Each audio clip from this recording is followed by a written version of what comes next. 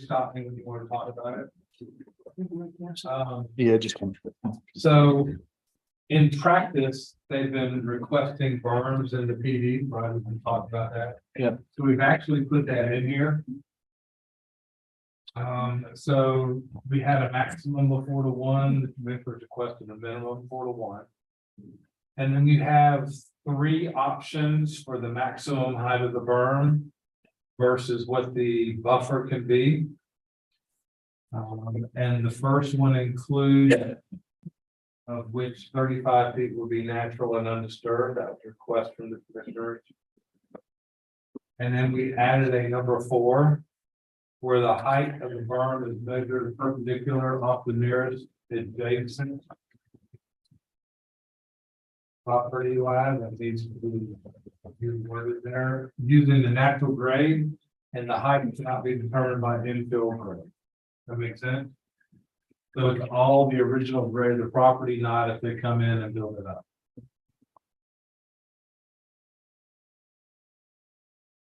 So a 25-foot high berm is gonna put a 150-foot wide use of land on the ground? So it's a 25 high, it's gonna be 150 wide. And they can, if they use that, the buffer is cut by 50%.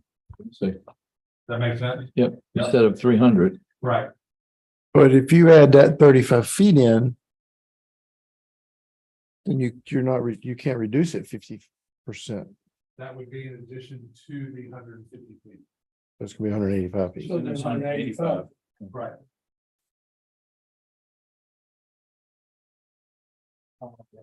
I'm good with that. Yeah, I'm good with that. That's a hunk of dirt. The buffering you get is from the height of the Yeah. berm, not the 35 feet. What is that for? Aesthetics. That's just waste of the use of Yeah, land. that's about the truth. So the purpose that we determined from the commissioner's request was just some type of natural barrier or something between that large berm and the property lines when they abut it up to a residential area. Yeah, I think even if it's just, if it was just pine, even if it was just pines with no understory. Yeah. That, I mean, this is my opinion, the scale of the pines help bring everything else behind it down a little bit, right? So, I think with 35 feet, we've got enough that you're not just gonna have a single row probably through there. I think it might be useful to, if this is the standard that we want to go through, is to define from which property line in. So from outside in, it's undisturbed berm then, so it couldn't be flip-flopped, right? I'm not saying most of the time it would be, but unless I'm misreading it, I don't see that there's anything in there that says you have to put the preservation area adjacent to the But it says the maximum buffer is 150 feet, and I don't think you can take and put 25-foot tall berm on 115 foot. 150 feet. 115 is 35. That'll be No, see, it says the berm is 150-foot wide berm. It does, but it also Does, says. yeah, I see what you're saying. It says Of 100. which 35 will be natural. But you reduce the 35 from the 150, and that's what's about the way. Yeah, but I think that's added on at the end. So you're going down your math. But it needs to change. It does. Yeah, it's got to be. It's got to go to 185. Yeah, it's gonna have to be 185 if you want it to work like that. Got it. Good point. Good point, Alan. So I'm assuming that you can pick one of 3. So, If you want to get away from the 300 feet. so why don't we care about the undisturbed area for the other ones?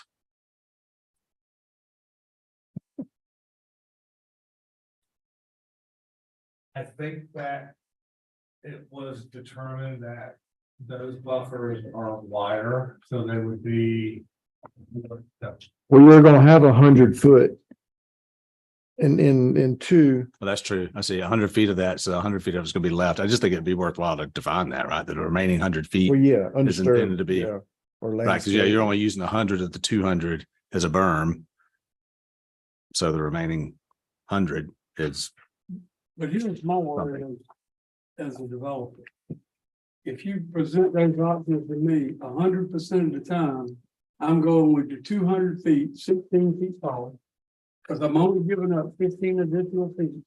And I'm saving thousands of dollars on building a 16-foot berm versus a 25, and now my noise reduction has been cut more than in half for the residents. You're right. I think it's a bad option, and I would be against the Okay. person. So you want to take away 2 and 3 and just leave 1? For me, yeah, I mean, I'm fine with that. 100% of the time, Okay. the developer's going with the 200 feet, he's gonna give up the 15 feet and do the real small berm to get by your rule, and it's not gonna provide any protection for the resident, very little protection for the resident. And I understand and agree with Ryan's point about which property line, because obviously the closer you put the berm to you, the more effective it is. Even if it's just 10 feet, you know, the closer it is to you, but Right, right. If- 16 feet stuck out there, 100 feet isn't, don't look like 16 feet anymore. Okay, good. That's what I'm looking for. You see what I'm saying? 16 feet's not so high once it's 100 feet over. Nope. Okay, I got that. So I've got, get rid of option 2 and 3 under B. And we need to further define where that property line is measured from the outside of the property, not the inside, right? I think it's just clarification. Right, yeah, Yeah. that's good. No, sure. Okay, So- on the. Can I ask a on this question? page, we Steve, have the- Steve. Still want to ask a question. So I'm a little confused why they wanted to go to minimum slope of 4:1. I knew that was heard it, coming I up. was there and I felt Is that saying you couldn't do pretty good pitch and a less of a slope? I mean, yeah. So the concern was is that there was berms that were peaked. And there were berms that had the ability to had a 5 foot at the top, you know, where you could mow it like 3 or something like that. mhm. And they did not want the peak one as much as they had on Spur to have sometimes they on top. So 4-1 and the minimum is what they came up with. They didn't sat there and did math. So that's the change that I made.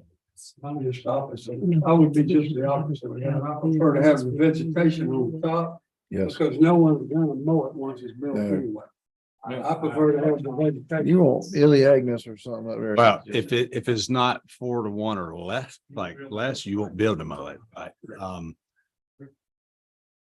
But I do think the most effective berm would be to plant it, leave it alone, let it go for 10 or 15 years, and it's gonna be full of pine trees and Yeah. nobody will know the berm's even there anymore. But That's the whole purpose. yeah, I was just confused. It seemed almost like that the what was considered getting greater was flip flop there, maximum versus minimum. Because to me, that means you got to be 4-1, 3-1, 2-1, 1-1. All those still comply. 5-1 would not. Which I understand. okay. Okay. So I mean, on item 4 that was added. Using natural grade, height cannot be determined by infill grade. Yeah. Well, if I've got an adjacent property owner that's at elevation 40 and the site's at elevation 30, but I've got to fill my site to get to 35. We don't want it to be based off of 35.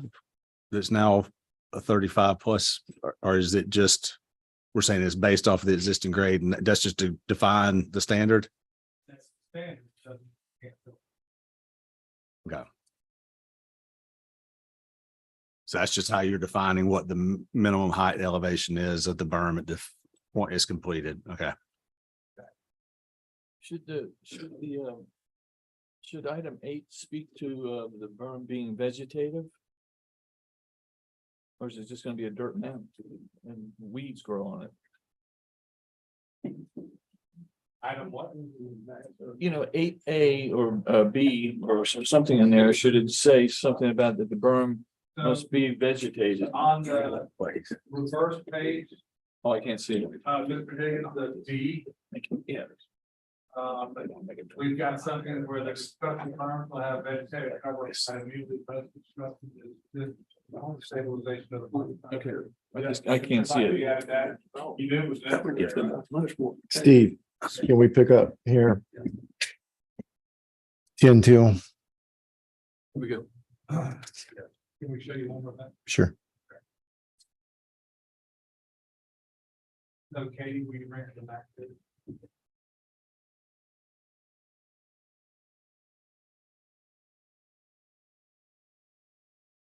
We still haven't done signs. We haven't finished buffers in there, right? We're gonna have to stop here. No, I'm just saying, we just want to be clear, we're still getting a bite at that apple again for buffers. Yes. Yeah, yeah. Yeah. Oh, yes, yes. Yeah, 100%. We'll pick up right Okay. there. They won't- So what he you won't see show on us the the map. screen in front of you is culmination of a lot of work that we are calling not gonna be defined by zoning districts, but it's a generalization of what we would like 9 districts to be. It is a guide. In the last answer. So you remember, it's been a year-long project. You say 9 districts? There are gonna be 9 different And 4 more. conservation, things like that. Like you see along the block over there, whatever. That's the character areas. Yeah. Yeah. Here. Yep. And then you can see the purple or the industrial areas that have been identified. You've got town limits, you've got city limits. So light blue is a area that's classified as transitional. Meaning that it has something down, but it doesn't necessarily mean that that looks good.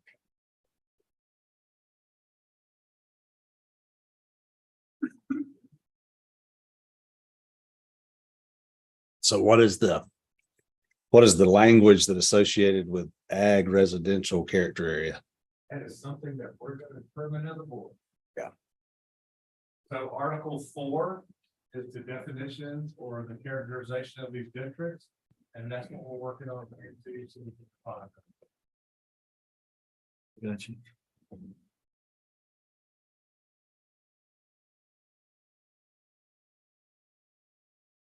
So that's what it looks like. It's available. We could either print it out or you can look at it online. Thank you. It's done. So we also have the small, what I'll call yellow circle. Those are the nodes that could eventually lead to, commercial developments on those nodes. So most of them are major intersections or semi-major intersections. And then we also have, you'll see the orange looking. Thing. That is, the definition is going to be of a commercial corridor district. We have 3 of them identified there. That's going to be more or less a lake industry for those areas. Sidewalks, street gutter, lighting, setback.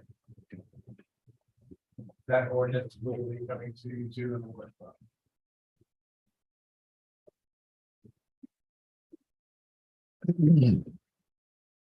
All right, thank you, Steve.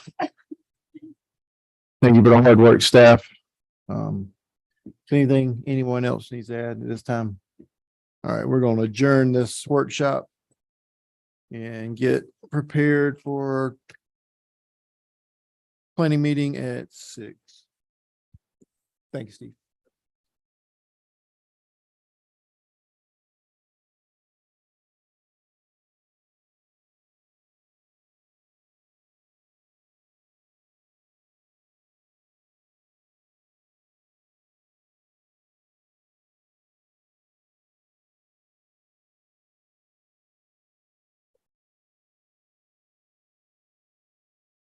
All night. You're right. You're as bad as I thought it was gonna be.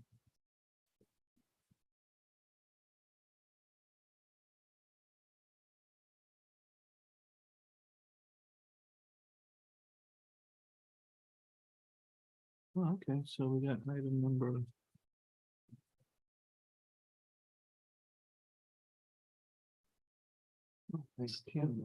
Yeah. Was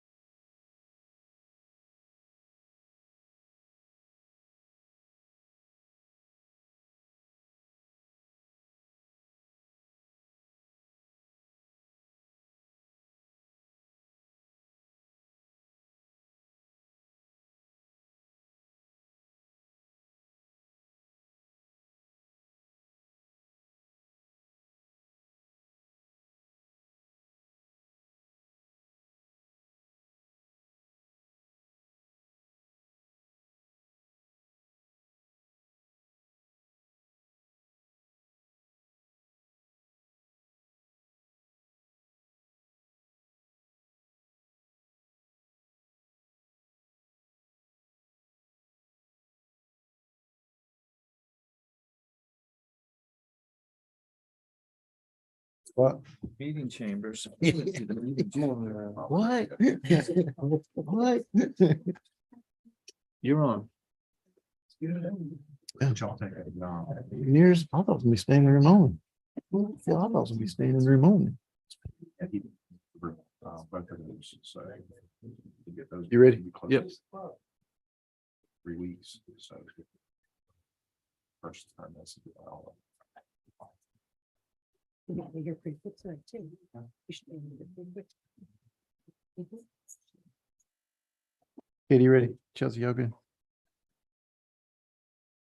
Call this meeting to order. The Effingham County Planning Board meeting, September 12th, 2023, now in session. Like to welcome everyone here tonight. We're going to begin this meeting with a word of prayer. We're going to, after the prayer, we're going to have the Pledge of Allegiance, and we'd like to ask that everyone who can, please stand with us for both, please. Most gracious Son and Father, we just praise you for this time. We can come and discuss these important issues of Effingham County and exercise our democratic right. Lord, we just lift up each and every one who was involved in September 11th. We just remember those families, Lord. And we just ask you would continue to be with our country, our leaders, and always our soldiers and troops to keep us safe. In Jesus' name, amen. Amen. I pledge allegiance to the flag of the United States of America and to the republic for which it stands, one nation, under God, indivisible, with liberty and justice for all.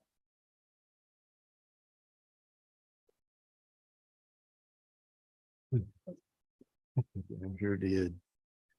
Yeah, I'm sure did. Thank you. Ms. Sammy, our agenda, are there any items that we need to add or delete? Hope Arrington. We're also gonna withdraw sketch plan 4 for Hope Arrington. And under the sketch plan category, we're gonna postpone sketch plan 5 to Nick. And Nick. All right, so that's items number 3 and 4 are being withdrawn. Will they be heard at our next meeting? They're withdrawn completely. Okay, so they're withdrawn completely. And item 5 on sketch plan, Mr. Oleg Mitnick is also being withdrawn. Ma'am, postponed, sorry. So it will be on our next agenda, assuming it's all complete. Any additional changes? No. All right, I call for a motion to approve. I'll make a motion to approve the tonight's agenda with the all the corrections of the withdrawals. A motion to approve. Is there a second? I'll second. Second, Mr. Smith. All's in favor? Aye. Any opposed? Motion carried by all. Minutes from August 16th.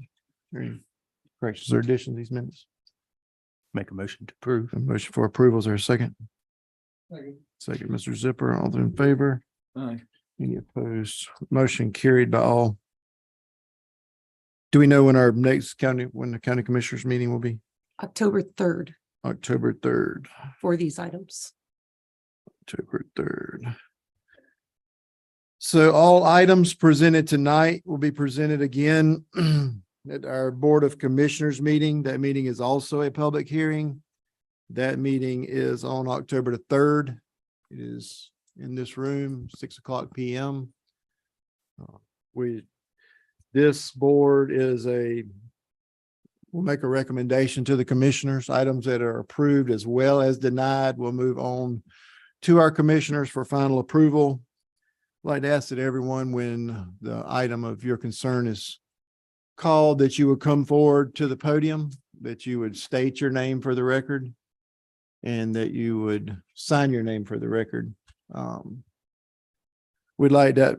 We're trying to keep each item under 15 minutes. So we'd like to ask that everyone be prepared when you come speak and try to limit comments to less than 2 minutes. Anything further?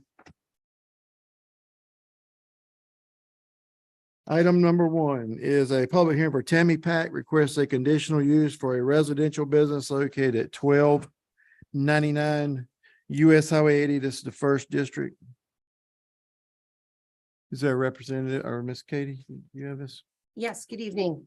The applicant is requesting to establish a residential business for massage therapy and spa services. This was heard previously and denied at the planning board meeting, I believe in May. Because the scope of operations were too large, it was taking up too much floor space.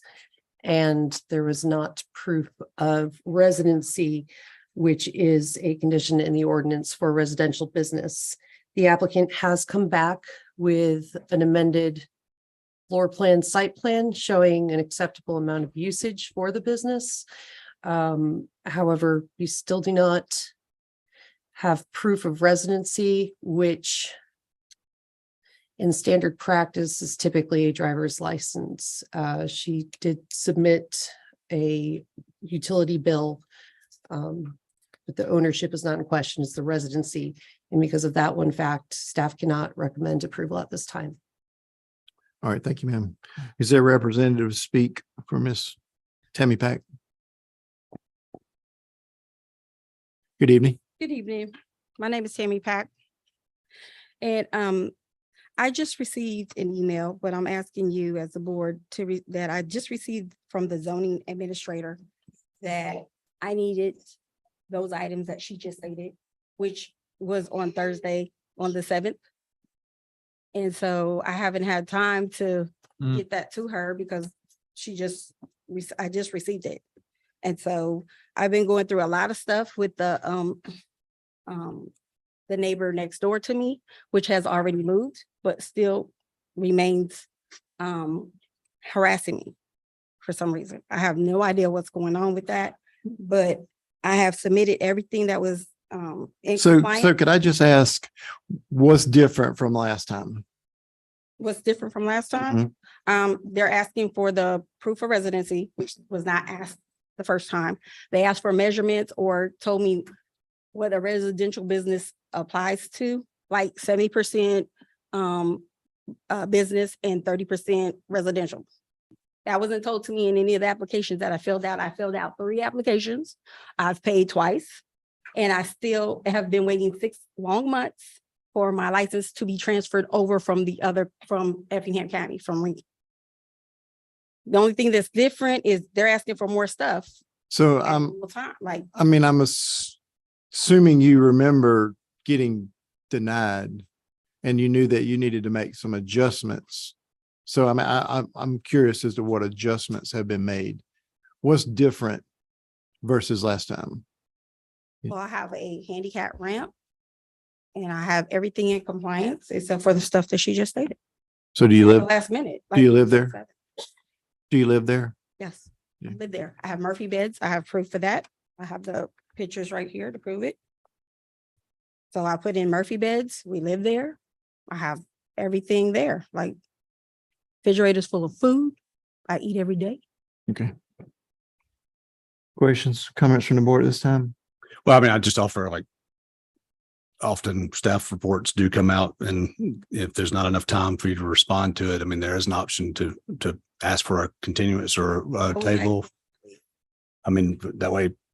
Yeah. We won't make the decision tonight. You got an opportunity to bring that additional information back and we can make a more informed decision as opposed to.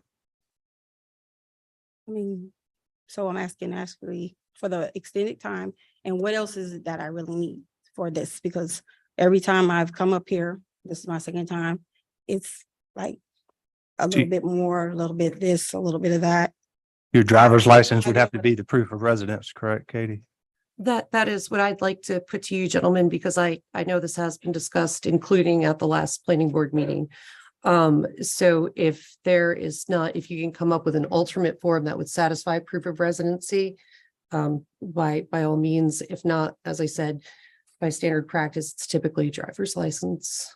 I also just wanted to add that originally this came to planning board as code enforcement complaint. There have been no further code enforcement complaints. What about the parking area? I seen that in our packet. There were some issues with the parking area.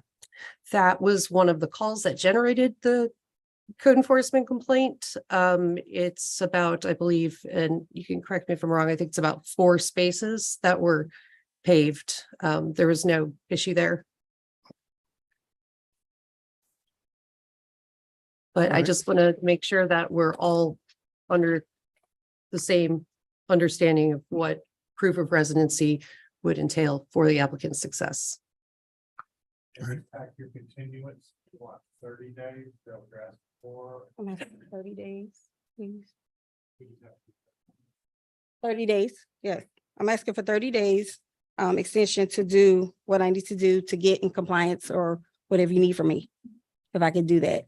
But I also own another residence too, so do I need to, I can't have two driver licenses at two places. So I'm Right. asking, what do I need now for that? For it to be a, Where do you plan to live?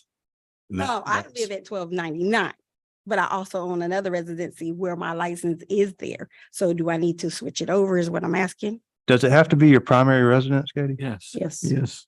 Yeah, I mean, It does. right. The way I understood that was, I think I made the motion to deny it the last time because of the lack of proof of actual living there. So that's why I brought that up about if that's the main issue that we haven't solved, right? Then, but I mean, that's going to mean you got to get that proof to staff in time for it to get into our packet for us to consider. So that's not getting it to them. Well, Right. had they not emailed me on the 7th, I which understand. is Thursday, Right. I would have had that ready. Understand. Because when I reapplied, it was actually July 11th. And I also have people that can vouch that I do live there. So it's okay for you to hear them out. Is that okay? Yeah, we're going, I mean, we're going to hear from everyone that wishes to speak. Okay. Thank you, ma'am. Is there anyone else who wishes to speak either in favor or against this request?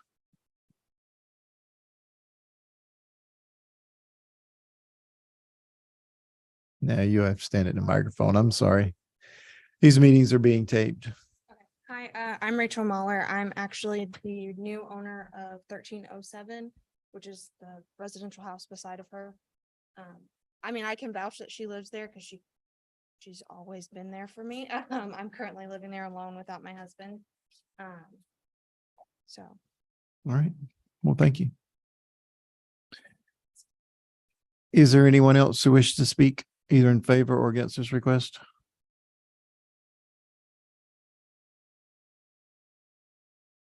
My name is Annalisa Harrison. I'm vouching for her. I have been going to see her for the past 2.5 years for massage therapy. Before I saw her, I was 310 pounds. I couldn't stand up straight. I walked with a limp all the time. I don't do that no more thanks to her. I need her to be able to work on me because I'm an angry person when I'm in pain, and that's all the time for me. And I need her assistance, and I can't get assistance if she's not there. Okay. Does she live there? Yes, she does. Okay. I be there with her and the kids on the weekend, okay? We have popcorn fights and everything. So yeah, she lives there. All right. Thank you, ma'am. Anyone else wish to speak?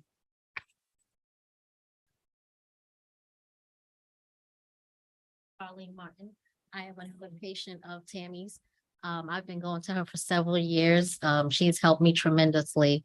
And yes, she does live there because myself and my granddaughter comes over on some weekends to hang out with her and her kids.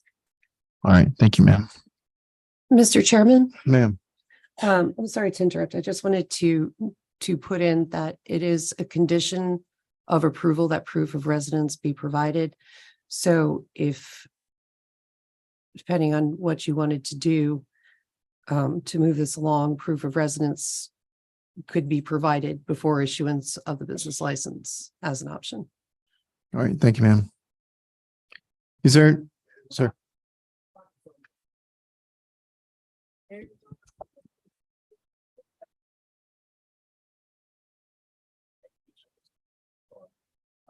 I'm working.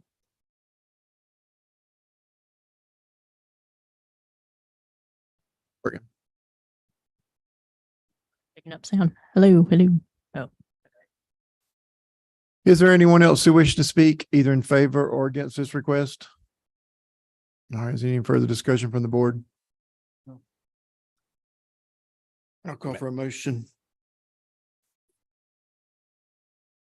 Katie, you said we need to establish what we want to use as proof of residence if there's no license, because that's your standard for proof of residence. Yes, just to clarify, if a license is not Yeah, so if a license is not present, are you going to be able to get a license that shows that you live at that address before our next?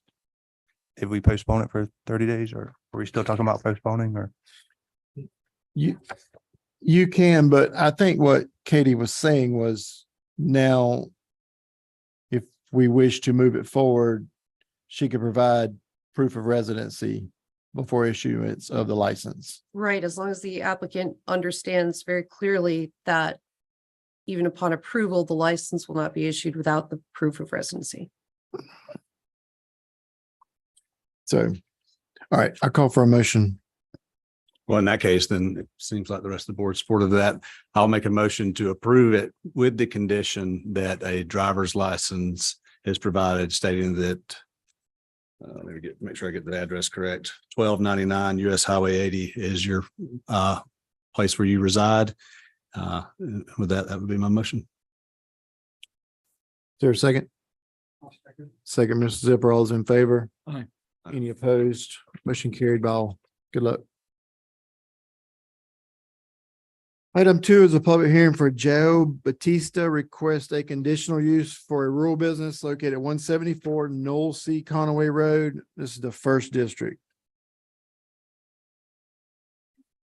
Ms. Donegan. Yes, the applicant has applied for a rural business for his business, which involves form boom truck cranes and storage of 1,000 diesel tank. There are a couple of concerns staff has that are warranting recommending denial. One is, again, the issue of proof of residency. The other is acreage. In the past, we have considered adding adjacent same ownered acreage to make up the 3 acres required for a rural business. What's different in this case is that both adjacent properties have dwellings on them. Let's see. So that is staff's reason for denial. All right, thank you, ma'am. Of course, comments at this time. Is there anyone else here to speak either in favor or against? No. Hello.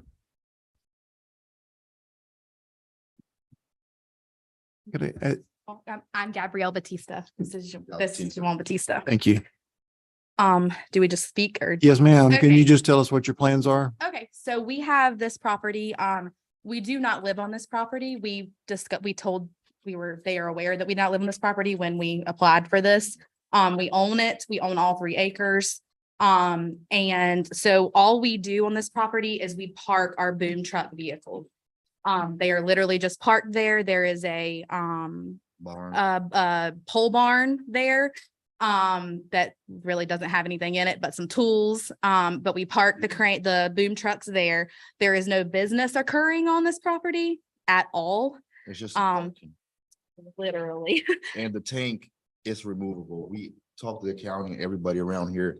Nobody had a problem. Y'all have the safety stuff over the tank that we sent it over about 2 days ago. If we have to move the tank, we move the tank tomorrow. And just need to know. we've been through the safety with the county with the tank multiple times and everybody's approved The it. officers, Everybody's. They went through everything. They didn't see any problem, but of course they put them in there, so. All right. Questions or comments at this time? This had a code enforcement as well. Is there something to code enforcement to happen? The original thing was that we didn't get a permit for the pole barn, Yeah. but we did with the county. We literally couldn't purchase the Yeah, pole barn unless But we had the it. officers, when they went there, somehow they lost the permits for the barn. So they went down this rabbit hole. Then eventually they found all the permits for the barn and everything. I think I should have copies of everything. I believe the complaint was actually for commercial parking of heavy equipment. We don't know what the complaint is. Yeah, Y'all can tell we were us. told it was the pole or it had something to do with the pole barn. And so we, Mm-hmm. told them we had applied for everything and done everything we were supposed to do. The tank, as the applicant was saying, is we've been given proof that it is safe and blessed off on by EPD. So that's absolutely fine. Condition of approval would partially be screening for both the commercial parking and the diesel tank.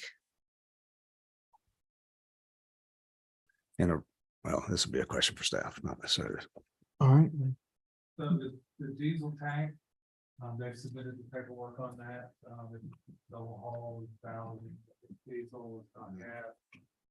The only question that Liz had, the fire inspector, was some type of Containment. mechanism in front of it, in case something came off 30, or it could be moved further inward. Yeah. Oh, yeah. Yeah, And we can. and I think Yeah. it looks movable or. It's Colonial Oil. Yeah. They can come out. Yeah. They told us, they were like, if it needs to be moved somewhere else, we can move it somewhere else. Yeah. And the other question that code enforcement had too was, a GDOT permit for the land, but. For that going on to 30, but they've been there for a while, Yeah. so there's. The assumption that somebody had it at some point in time. Do y'all own the adjacent property We Yes. do. and y'all live there? No, we don't. We own, it's 3 mobile homes on the property. His parents live in one, my sister lives in the other one. And then we rent out one of them. So, but we do own the entire property. Yeah. All right, thank you. Thank you. Is there anyone else who wishes to speak either in favor or against this request? Discussion from the board? Yeah, I guess I got a question for staff. Do they have to reside on the property to have a rural business? They do. Can we rezone to support the business instead of doing rural business? Because we were pretty hard on the last lady about rural business and being there. There's a reason She was a residential business, this is a rural business, but I mean. it's, Oh, yeah. okay. Yeah, that's what we asked when we originally started a residential business application and they told us to change it to the rural because we didn't live there. All right. So I don't know the rules on that. Then I guess that's just a question I would have to staff if there's a need that. It is secondary to being the primary resident of that property.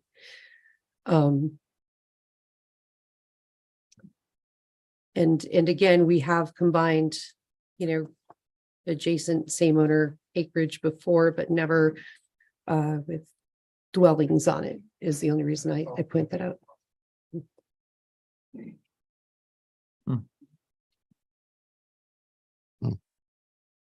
So do you have any suggestions?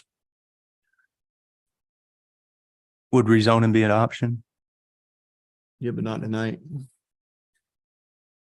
Better chance of making the ordinance. It would require sufficient, commercial zoning to support commercial parking, which I believe is B3. And And can I just say one thing? Oh, 1 second. Go ahead, Katie, are you done? that's fine. I'm sorry, I was just thinking out loud. So that would be, you would have to allow for B3 rezoning in that location. Yes, sir. And this is only 3 trucks, Yeah, I mean, we're not I- pulling in and out. This is I- a high traffic. So it's come down to, I don't think the board has a problem with it, but it doesn't necessarily maybe fit the rules. So that's what the discussion is. So you would probably best to amend the ordinance to rural business to allow for either, secondary ownership or adjacent ownership that has dwellings on it. I'm just trying to wrap my head around some rural businesses. You wouldn't necessarily. I mean, need to yeah. Live on the property. I mean, and I know that's what their code says right now. I guess. That's what I'm saying, that's what you should work with that instead of rezoning. That's what I've always taken the difference in residential business and rural business to be. Yeah. Yeah, I was gonna say, why does Yeah. he have to live on that? Do we need to table this? That is up to you. Like, were there any adjacent property owners that called to ask about this? And was there any information related to them that the staff recommendation was going to be denial? We have not had any requests to the office for information, nor anyone calling to express concern. No. Let's prove it. Yeah, I mean, I do see this one's different. I don't want to look like I'm doing one Yeah, thing I for agree. one, I and one agree. for another. It is different, the fact that one was I residential wasn't business. thinking and one between residential and rural rural. when I asked that question, so it makes a difference to me now that I know. Yeah, but I do think I would want to place and maybe it's already in here, but it can't go from 3 to 4 to 6 to 12 to 17 trucks. So, This is it. This Right. is it. right, You don't see the economy that we in? right. Just think of great. I understand, but business opportunities come along and may change your mind sometime. So I would make a recommendation to approve with a condition that no more than, I think the application said 4. Is that what it was? Yes, it was set for at one time. And you said you have 3 right now. But But one's in the barn. One's seldomly ever there too. So Right, but my condition is going to be in a barn and Yeah. whatever is 4 on the That's entire fine. property. Yeah. Or at least that's my recommendation. I don't know what the rest of it would be. That's the total. All right. So I have a motion to approve. Any discussion? Call for a second. I'll second. Second, Mr. Higgins. All those in favor? Aye. Any opposed? Motion carried by all. so much. Good You have a luck. Great night. Items 3 and 4 have been withdrawn. Item number 5, public hearing for Alex Long as agent for GSL Cattle Company LLC, request to rezone 14.635 acres from AR1 to R1 to allow for a 5-lot subdivision located on Courthouse Road. This is the first district. Ms. Dunnigan. Yes, the applicant is requesting to do a 5-lot subdivision in the R1 zoning district.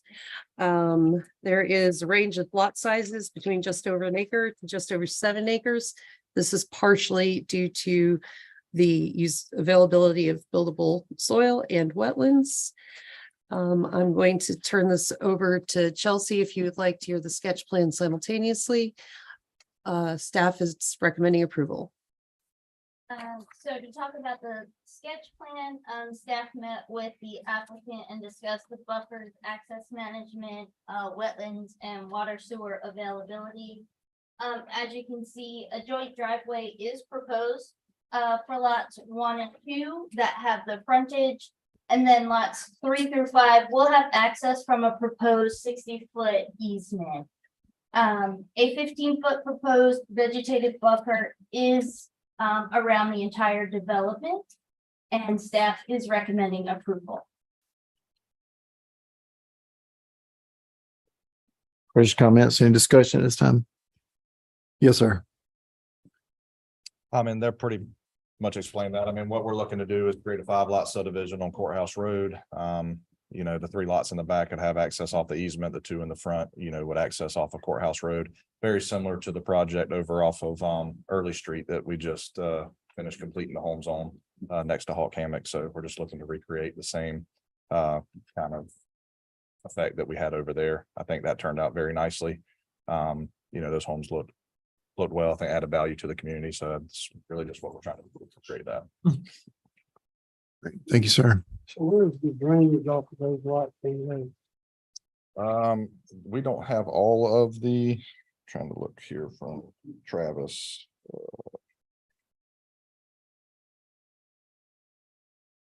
So we're not clearing everything. We're only clearing where the home sites goes. You can see they're larger lots, but I don't know that he's provided the final site plan with the swells and everything.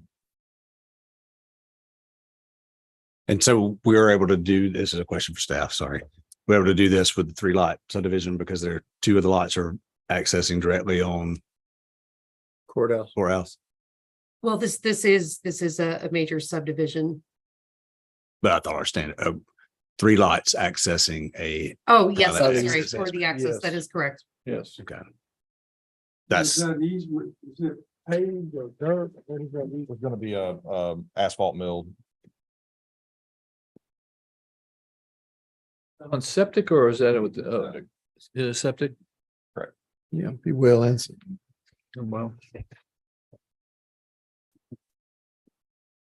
Any further discussion at this time? Is there anyone else who wishes to speak either in favor or against this request? We may have some questions for you in a moment. My name is Gene Warnock. I'm the next door neighbor. And I am opposed to this. one, it's already changed our property values because they paid 3 times more than what the land was worth. It's also gonna put more cars in Effingham County.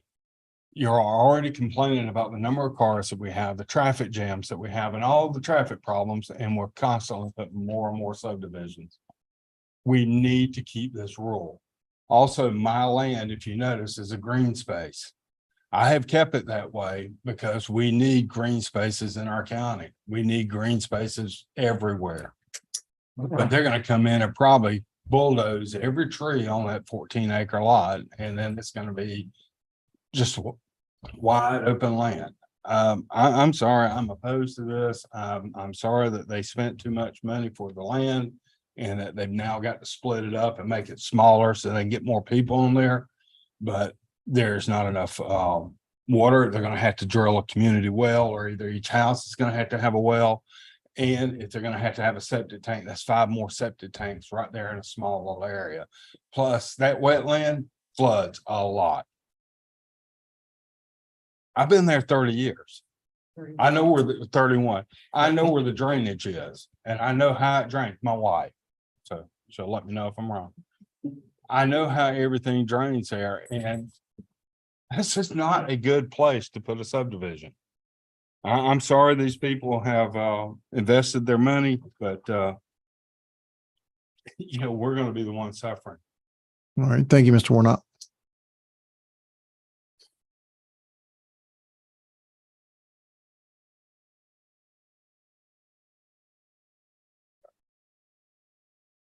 Hi, I'm Yvette Warnock. I'm the wife of the neighbor next door.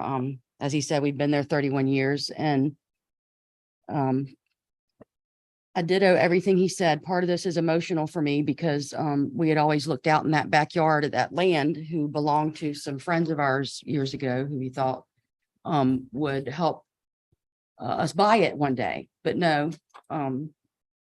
So as my husband said, as a matter of fact, when I look up on the property tax website, the land value of that land for 14 acres in 2023 is almost the same as our land value for half the acreage. So again, even though that land value was 80-something thousand, I think 90-something thousand total, they paid triple the price, sealed the deal, and now they want to subdivide. I'm curious to know what type of, I think you said a while ago, what was the buffer that's going to be on, not the side where the roads are, but is it what, a 15-foot, 15-yard Miss buffer? Dunnigan, 15 foot. 15, Miss Chelsea, sorry, 15 feet. Yes, ma'am. So I'd like to know, I mean, my concerns are, I don't want to look out there, out my backyard and see a subdivision through what is my woods that I've been living in for 31 years. I want those animals to still be there.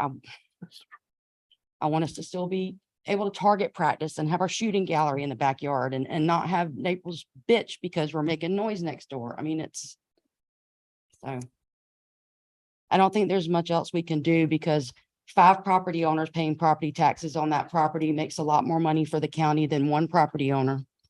So I'm just curious to know what the plans are. I've said my. Thank you. Thank you, Mr. Warnock. Is there anyone else who wishes to speak either in favor or against this request?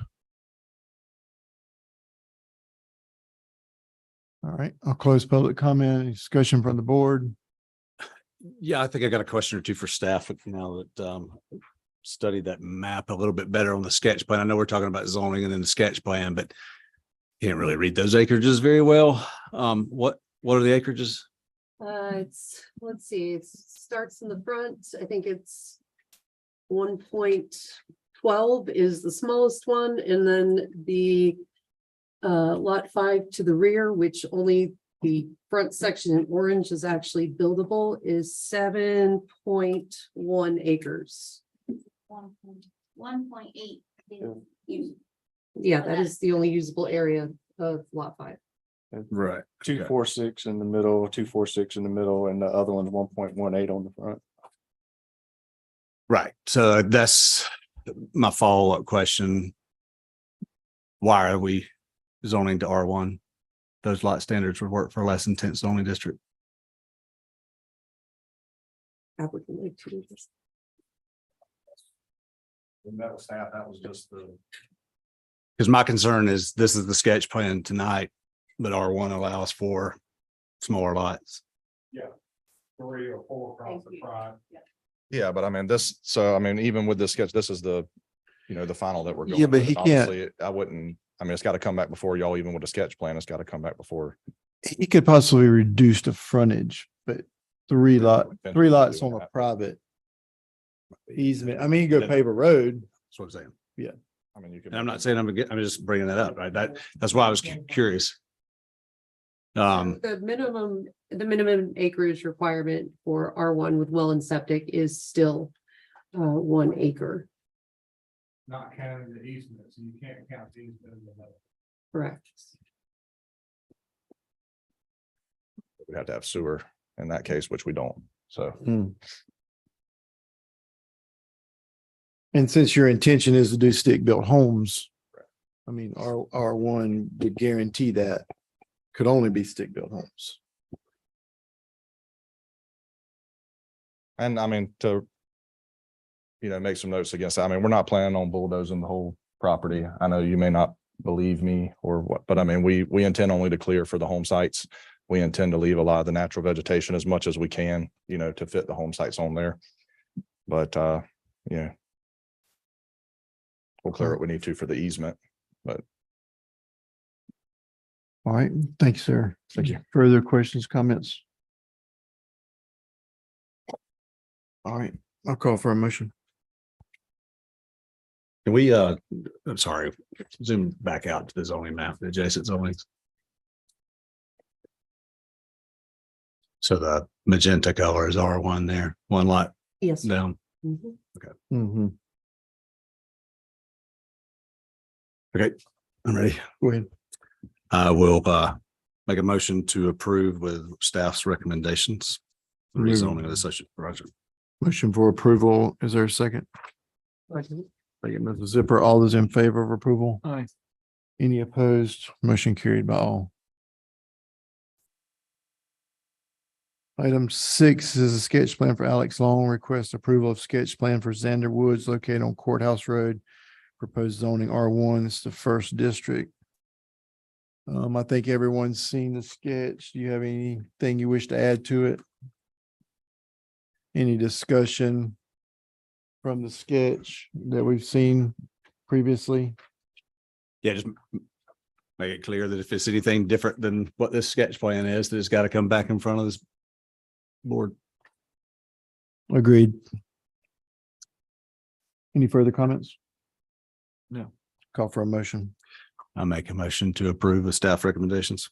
Motion for approval. Is there a second? I'll second. Second, Mr. Smith. All those in favor? Aye. Any opposed? Motion carried by all. Item 7 is a public hearing for Kirk Brenneman as agent for William Silva and Tina Owens. Request rezone 5.01 acres from R1 and AR1 to allow for a rural business located at 4001 Blue Jay Road, and this is the first district. Mr. Chairman, so this is actually, there is a rezoning and a rural business for the same applicant. May I discuss them together? Yes, ma'am. I apologize. The applicant is wanting to establish a rural business for dog training, a dog training facility. The rezoning is due to the fact that the property is within the R1 zoning district and rural business is only allowed in AR1 or AR2. The property is over 5 acres and is adjacent to AR1, so that would be an appropriate zoning district. As far as the rural business goes, the applicant is currently working out of his dwelling in the city of Lincoln, that he is purchasing this property and will also have to provide proof of residence before receiving a business license. He is working in less than a quarter acre in a subdivision and has not had any sort of complaints. He does plan on locating all training facility in this wooded area far away from neighboring homes. Staff is recommending approval and the applicant is here tonight to answer any questions you have. All right, thank you, Ms. Dunnigan. Any questions at this time? Yes, sir. Good evening, I'm Kirk Bremen. I am the owner of Downbury Dog Training. Thank you all for having me tonight. Like she was saying, I am currently operating out of 0.25 acres in a subdivision in Lincoln right now, which is not ideal, but it was approved and that's what I've been doing. Looking to make use of the 5.1 acres to currently move my business from Lincoln to Effingham County to allow myself for better training for my client dogs and to allow for just a better habitat in general for the dogs and for my training services.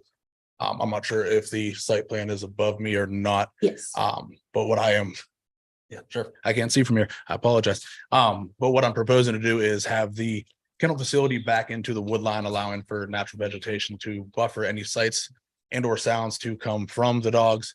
I know what most people think when they think kennels, they think 10 to 20 hound dogs. That's not the case. There's no hunting dogs. It's nothing like that. My background is in law enforcement as a canine handler for Garden City Police Department, left and got into the pet dog world. My proposed idea is to have the building 16 by 32, if approved from a building permit, obviously moving forward from here, to be brought in fully furnished, electrical, separate plumbing and septic for that to eliminate any issues with dog waste. It'll be sprayed from insulated, air conditioning, climate controlled up to the standards that I currently have to abide by for my EPA license, for my kennel license that I currently hold. Department of Agriculture. I'll make sure that everything is put away from a distance to not allow any type of a nuisance or anything like that for my neighbors. And if there are any future complaints, I will address them quickly and correctly. Well, thank you.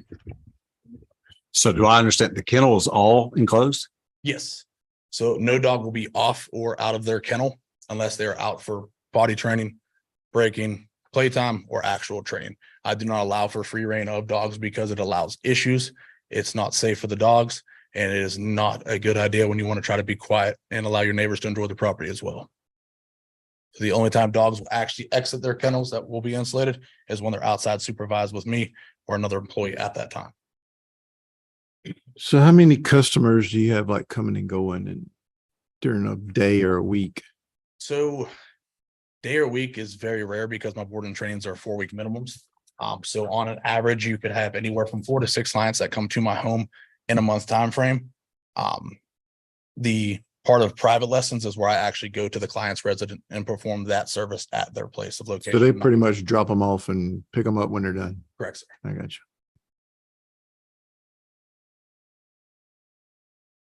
Any further? It's probably, I think most of my questions are about your conditional use for rural business, not necessarily the zoning. But I guess I'll go ahead and ask that question while we're here, since we're talking about both of them. The 1,000 square foot limitation doesn't cause any issues. No, it does not. The kennel itself is under that size. Okay. The ordinance states that any outdoor activity must be enclosed, which is served by the fence area. And we have in the past made allowances for, in the case of equine related business, understanding that a bit of a larger fenced area is necessary for ancillary, play, potty, whatever the case may be. Yeah, I wasn't trying to limit it to it. I just want to make sure we're compliant with what the ordinance said. So Anything further this time? Is there anyone else who wishes to speak either in favor or against this request? All right. So just to remind the board, what we're voting on now is rezoning from R1 to AR1. I'll call for a motion. I'll make a motion to approve the rezoning from R1 to AR1 with any staff recommended conditions. Motion for approval. Is there a second?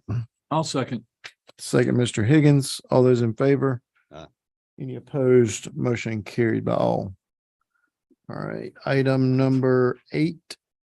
Public hearing for Kirk Brenneman requests a conditional use for a rural business located 4001 Blue Jay Road, First District. So we have discussed the business. Do you have anything you wish to add? I think the only thing that I forgot to mention that outside of the actual kennel building, everything will be fenced in and enclosed. There will be no dogs at large on the property. They will never be left unsupervised. Yeah, I like everything he said. I want to figure out how to put a condition on it that that's truly the case, right? Like, I want to make it sure it's documented somehow, and I'll try to figure that out here in a second. I think with my motion, so bear with me. If it helps, I will be residing at that residence. That will be my permanent residence. Right. So myself and or my girlfriend will be there at all given times. No, it does. I mean, that checks one of the check boxes we've had concern with one of the other agenda items, but more so like your commitment to do the insulated kennel. Cause I mean, to me, when I saw this come through, Yeah. same that was here. my first thought Yeah. is, oh no, we're gonna have, Yeah. a dog kennel that's in the back of, keeping people up. So, I mean, that's my concern, right? So I guess I would make a motion to approve. Hold on one second. Sorry. Is there anyone else who wishes to speak on this rural business? All right, go. Sorry about that.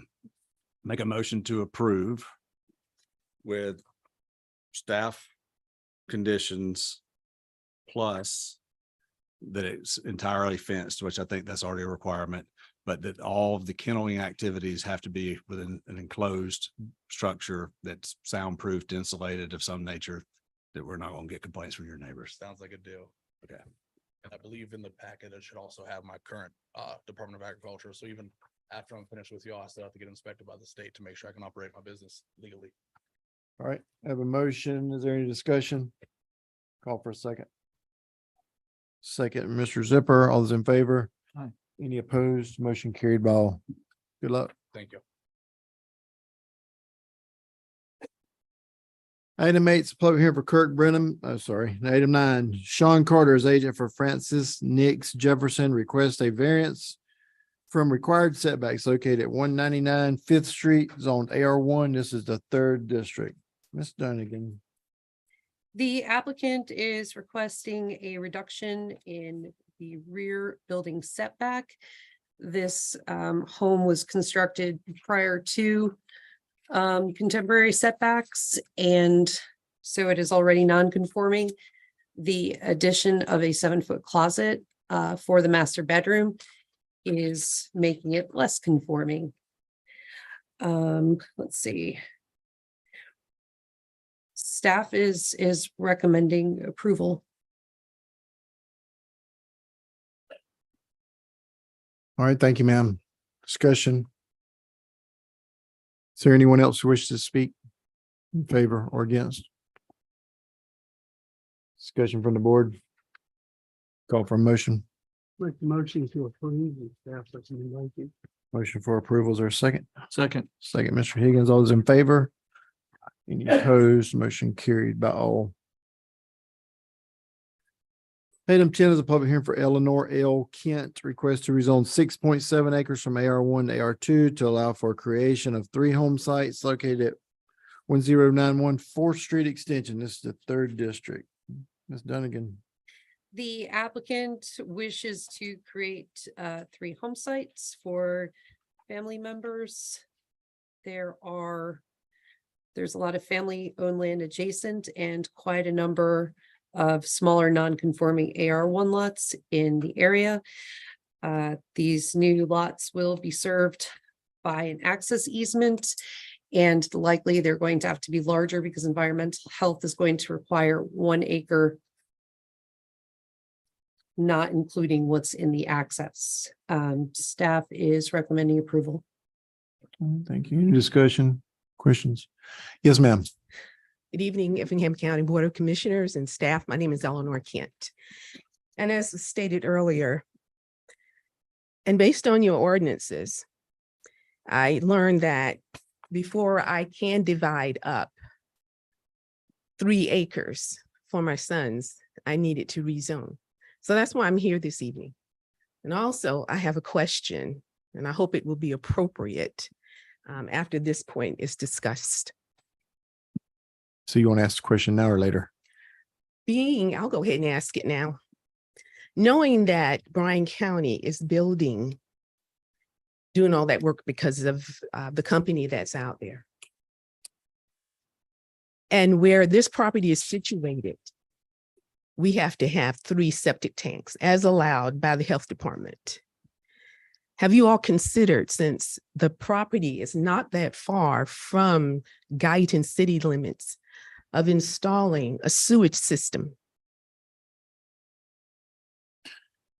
I mean, Guyton and Springfield have been working on a sewage system. But I know currently Springfield's having issues with theirs. They're in the middle of growing pains. So it's gonna be a few more years before they get where they can add capacity. Of course, the county does have its own, but the same, but you know, But it's nowhere.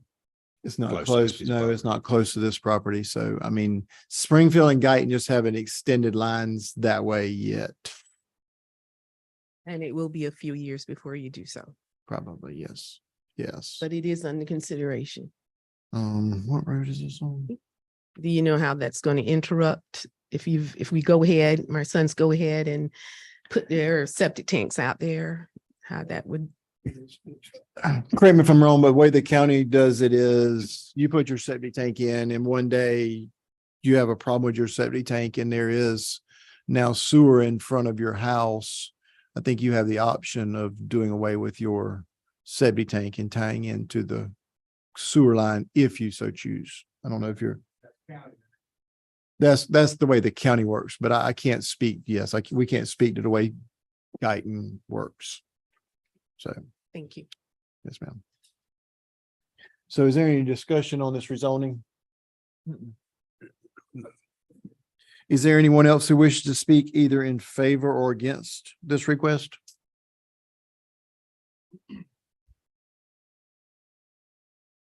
Good evening, Good evening. Board of Commissioner staff.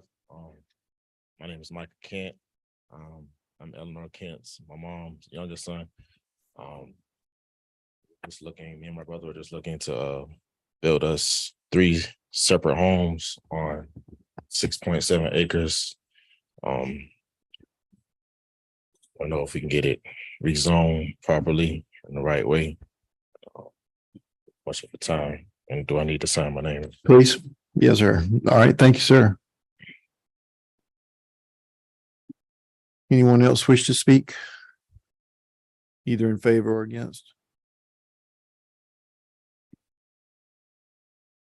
Discussion from the board? This is just my night to ask a lot of questions, I think. Oh, yes, sir. What's up? We got Yes, my name is David Kent II. I'm the eldest son, my mother Eleanor Kent. And this property, it's been in our family going on, well, we'll be the 3rd generation. And I have an uncle who was employed by the Effingham County Sheriff's Department. He's been back there for years, Bernard Reese. That's why I'm not really, I know it's a lot of things that I do not know, but I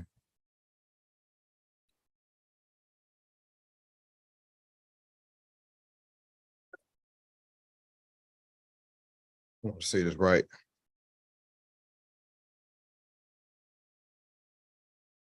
Because well, how the property is placed, what kind of homes, well, how many homes is according to you all's visual right now, could be put out there like right now? Could it be one, like 1 for 3 people? Yeah, well, you could put 2.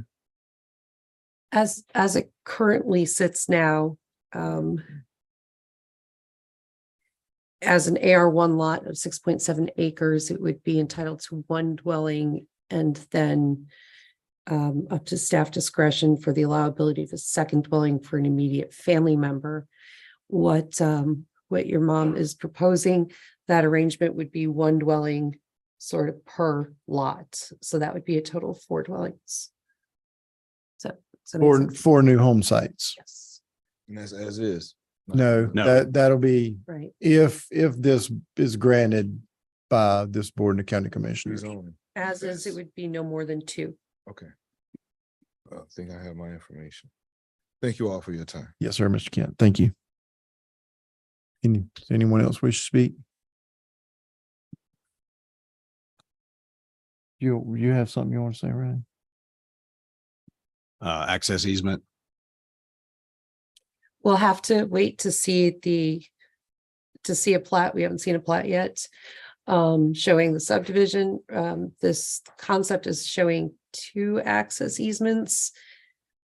Not sure if that is if that is workable. Well, I guess, let me back up. Fourth Street extension is a public right of way to that point in front of the property. Mhm. So then we could still say you're with that. I was making sure we didn't need a variance from the three lots. Right, or right, not more. the So you have easement. one that would have direct access to Fourth Street and the additional. That's great. Yeah, so I think we're still compliant. I just always try to check that now. So, yeah, I mean, seeing that we didn't have anybody speaking against it, and it seems there's some substandard lots that are similar size around it. Before I make this motion, I just want to make clear, we're just the use, right? You still got to get through the health department. So just be cautious, like 1 acre is the minimum. And depending on the soils, you could see that you might have a challenge. So just make sure you go through that process before everything gets too far down the road. All right, With that, I'll make a motion to approve with staff recommendations. motion for approval. Is there a second? I'll second. Second, Mr. Smith, all those in favor? Aye. Any opposed? Motion carried by all. Good luck, gentlemen and ma'am. Item number 11 is public hearing for Earl Dubberly, request to rezone 14.62 acres from AR1 to AR2 to allow for creation of a home site located at 215 Pearl Davis Road. That's the 3rd district. Miss Dunnigan. The applicant is looking to cut out a 3-acre home site. The interesting thing here is that in doing so, it will bring the remaining frontage down beneath the minimum 150 feet for AR1. So the entire property would then have to be rezoned to be compliant. Staff is recommending approval. All right, thank you, ma'am. Questions or comments? Is the applicant here? Is there anyone who wishes to speak either in favor or against this request? Yes, sir. Good evening. I'm Earl Dudley. We just recently bought this site and we're planning on putting our forever home there. And we have very, very close personal friends that we spend a lot of time with, we go to church with. I mean, our kids get along. So we're just trying to bring the village to us so that we can all be together and continue the relationship that we have. All right, sir. Thank you. Is there anyone else who wishes to speak either in favor or against this request? Discussion from the board. I guess I just got a question again. I'm just gonna keep asking questions.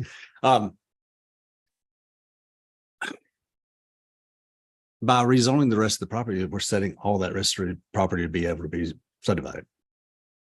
Correct? It would be possible then to further subdivide without further board action. That is correct. I just want to make sure as we make this motion, like we understand, like it could have been, I understand you're bringing the village, as you said, I believe.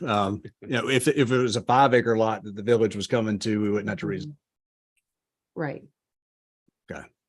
Well, they would actually have to still rezone it, depending on the configuration, because the problem here and the reason to rezone the full acreage is because of right here.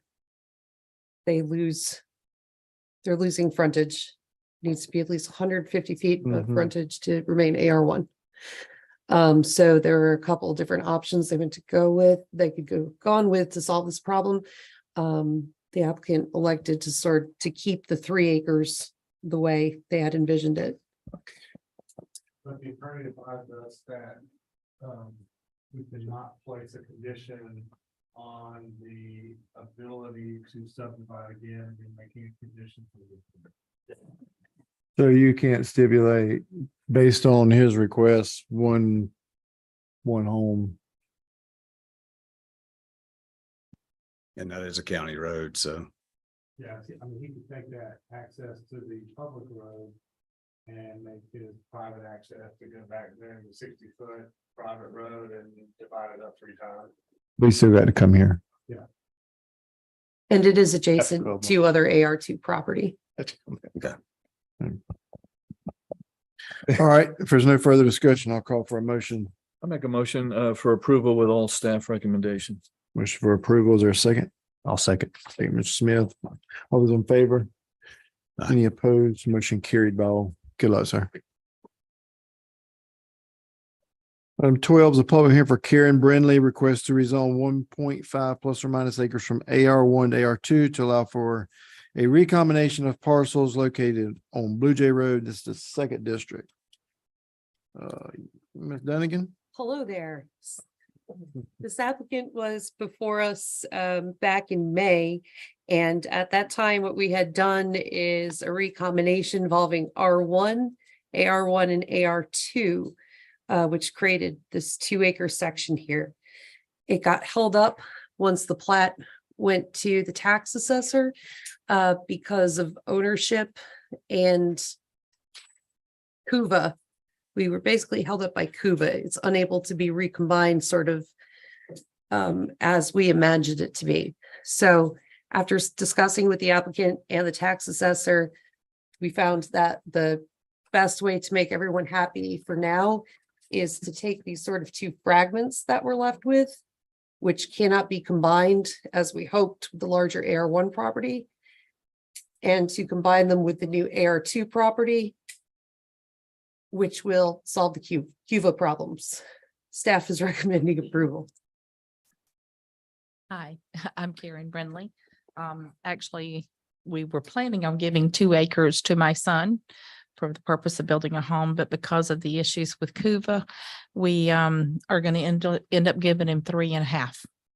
So that way it will not be separated from the other parcel for CUVA, to satisfy CUVA.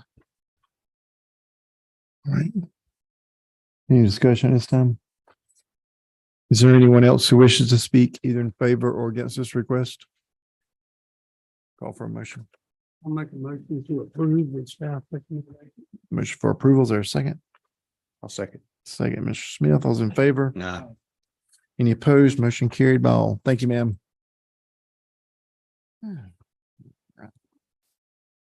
Item 13 is a public hearing for KFJT Enterprises LLC as agent for estate of Ernest Ogden. Request to rezone 170 plus or minus acres from AR1 and R4 to I1 to allow for business development located on Ogden Road, First District. Miss Katie. Yes, the applicant wishes to rezone to industrial. This is the concept, a smaller scale warehouse. The property is surrounded by a good deal of wetlands and floodplain. And I am actually going to turn it over to Chelsea so that she can discuss sort of the finer points of the sketch plan. As far as just closing on the rezoning goes, this actually helps clean up the zoning map in that area quite a bit and is consistent with recent rezoning that has occurred over there, and staff is recommending approval for the rezoning. Yes, sir. So, to speak on the sketch plan, the proposed development will cover 157.80 acres, with the warehouse being approximately 451,000 square feet.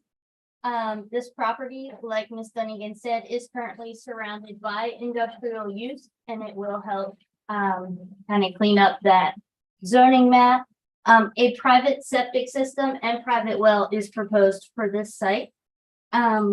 With access to Godley Road, EOM is recommending a technical traffic memorandum to see if a TIA will be needed specifically for this project.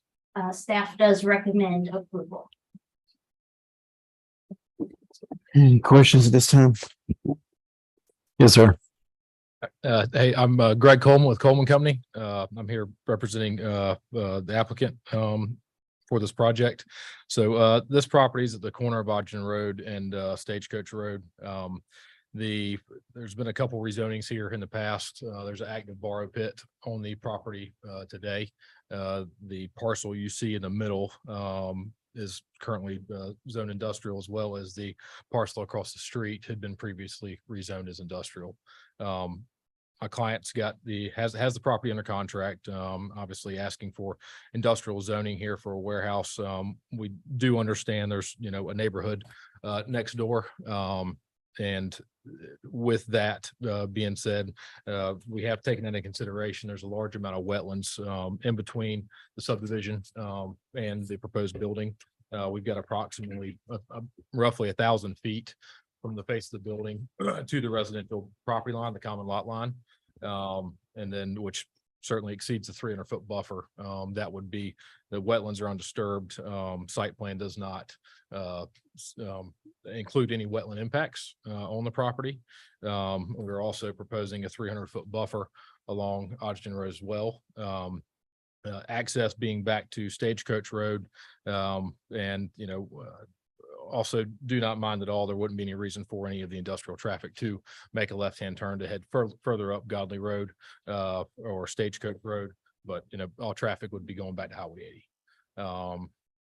And I'd be happy to answer any questions. All right, thank you, Mr. Coleman. Is there any questions or discussion this time? Traffic going in and out of Godly Road or Stagecoach? Stagecoach or Godley, whichever one you want to call it. I'm not sure which Is one it- it's. Map shows it as Godly. Yeah, it transitions to It Stagecoach. transitions to Stagecoach. When it's in Chatham, it's state. Correct. So it's the curb cut that we have shown on the sketch plan. Best I can tell with the county line, it's about 350 feet into Effingham County. On Godley or Stagecoach, and then all the traffic would be going back into Chatham, into Bloomingdale, to Highway 80. Are they still operating the sand mine back in there? It is. Jeff, is it still? Yes, it's still active. So we'd be using that for detention for the warehouse facility. So it is actively, you know, being dug out and dump trucks, et cetera, going in and out of there now. Yeah, I was wondering where your retention would go. So your retention is going to go into the. Into the existing bar pit. Yes, Got sir. So your proposal is constructing one warehouse? Yes, that's correct. And I mean, the bulk of this property is wetlands. So we'd be building on the high ground. There's a very large elevation difference down the wetlands. Those wetlands, you couldn't develop them if you wanted to. So I mean, that's what we're taking advantage of, is the uplands and providing buffers, et cetera, within those as well.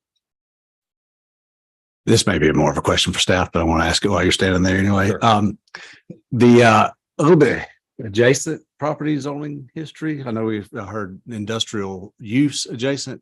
Is it an actual use that's adjacent, or there's zone properties for industrial adjacent? And I guess a follow up is, did most of that industrial happen because of the bar pit activity that you had to have industrial zoning for originally? That was multiple questions, I guess, but I'll take it in any different answer. This, I don't know the exact history, but where the bar pit's located now, that. this is sort of, you know, when I talk about cleaning up the zoning map in this area, there has been a lot of subdivision and rezoning to industrial, and it's not, the records are sort of need to be reconciled a bit more with that. But at some point, yes, for this, for example, there was rezoning approved for industrial. It's never been reflected in the map. I also believe that there's some other areas that would be in question. But most of the industrial rezoning immediately off of Godley and family owned has been for the purpose of surface mine. And then when we come over here, come over to, I believe this is the old Big Nasty. So that would be that one. Right, and that's the one that got the condition that it had to go back out Chatham County. Mhm. the other direction, correct? If I'm remembering that correctly. So I'm sorry, I'm not sure if I really answered your question. I think you did. I mean, I think, until we changed the approach for borrow pits, we had industrial zones that were specifically industrial, but only such as the use was for the bar pit activity. So that's what I was trying to get to is, I guess, is there a similar type use out there right now? Like the actual use, not the zoning? That there's not right now, Warehouse, right? not that I'm Right. aware of right now. Yep. No, not right now. All right, thank you, sir. Thank you, Mr. Coleman. Yep, thank you. Anyone else wish to speak?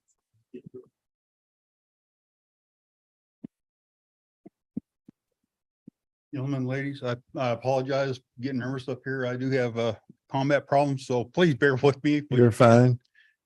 Um, Could I get you to state your name? Mike Winkler, I live at Sure. 161 Oak Grove Drive. Thank you, in, Mr. Mike. Bloomingdale. Well, but we're Effingham. Valley Road, which transitions to Stagecoach, like they're saying, as you go into from Effingham to Chatham. Yeah. Is already traveled heavily by the dump trucks out there. It is an active sand mine. We've known Odgens for years, good friends. And yeah, you got a lot of zoning things coming up with them because every time they ran out of sand one place, they want to dig somewhere else and go ahead and continue. I mean, that's their business, their family livelihood. Julian, which is, I don't know his other name, but he recently passed away. And that's part of the estate is trying to provide, I guess, for the survivors of that area.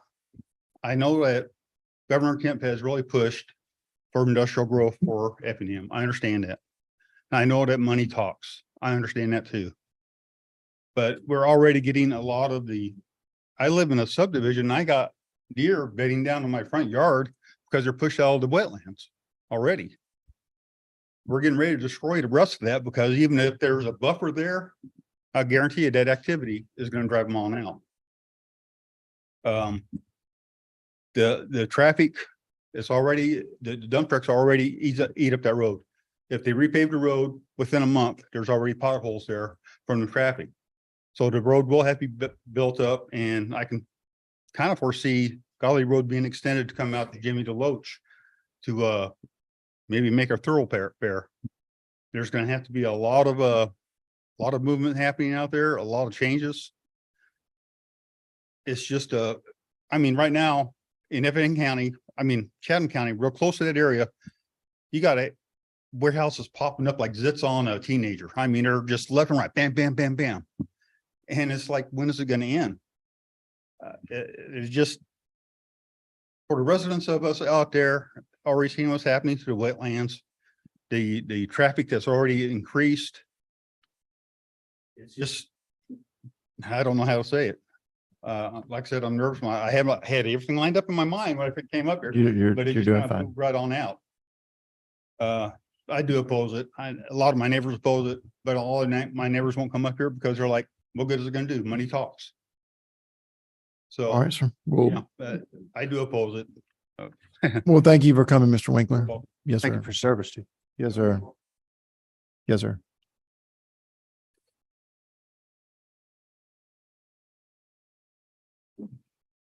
I'm James Norris. I probably own the most land, but in this,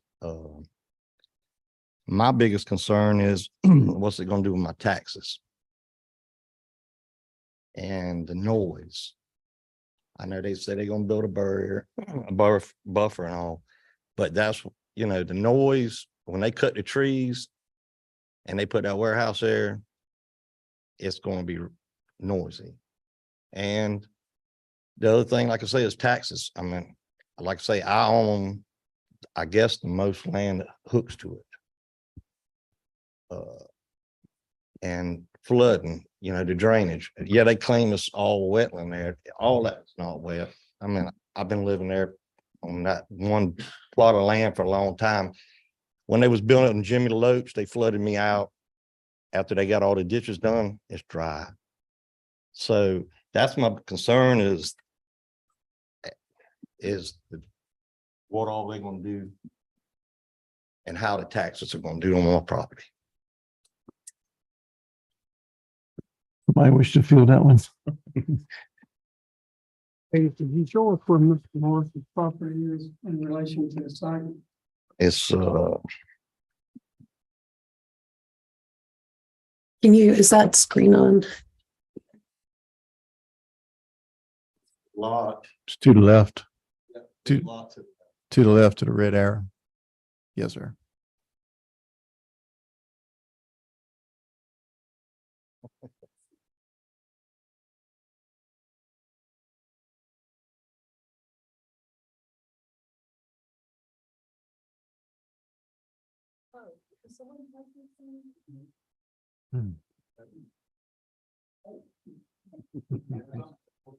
Souvenir.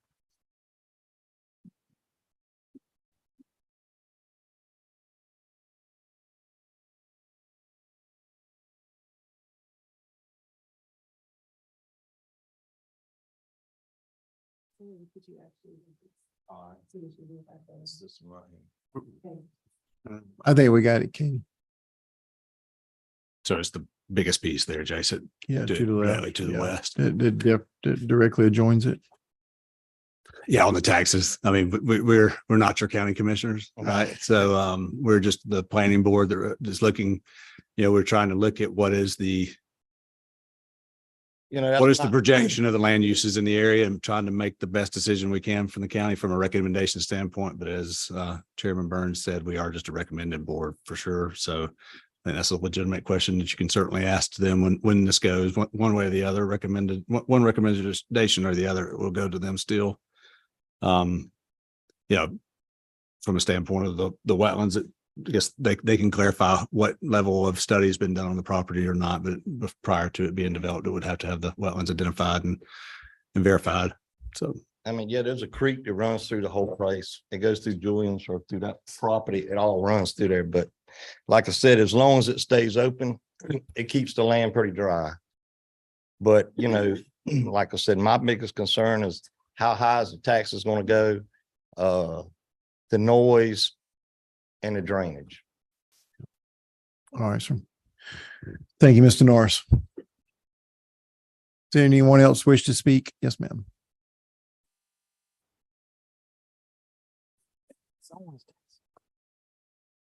Yes, ma'am. Hi, I'm Nancy Winkler. I'm his other half. Good I've evening. been there, we've been there 40 years and I ride a horse with my grandkids through there. It's bad enough with the trucks, but now we're going to have more traffic. We've already been almost hit by the trucks riding and now we have to deal with other things. And I oppose this because it's bad enough with everything else going on. Now we'll have nothing to do. So that's my objective. Thank you, Ms. Winkler. Is there anyone else who wishes to speak either in favor or against this request? Yes, sir.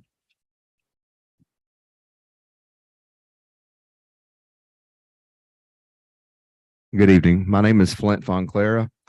I'm the fourth house that backs up against to that property. I've been there for over 20 years, and I think I have the largest lot on Deerfield Road East there that actually backs up to that property. I'm concerned about my property taxes, my property value, because it's pretty good right now, but is it going to tank? I mean, these are legitimate questions. If you had one of these big warehouses coming into your backyard, what you going to ask, right? Congestion on Highway 80 with those trucks coming in and out. It's already horrible with the dirt trucks coming in and out. But with added traffic from this warehouse, what else are we going to look at?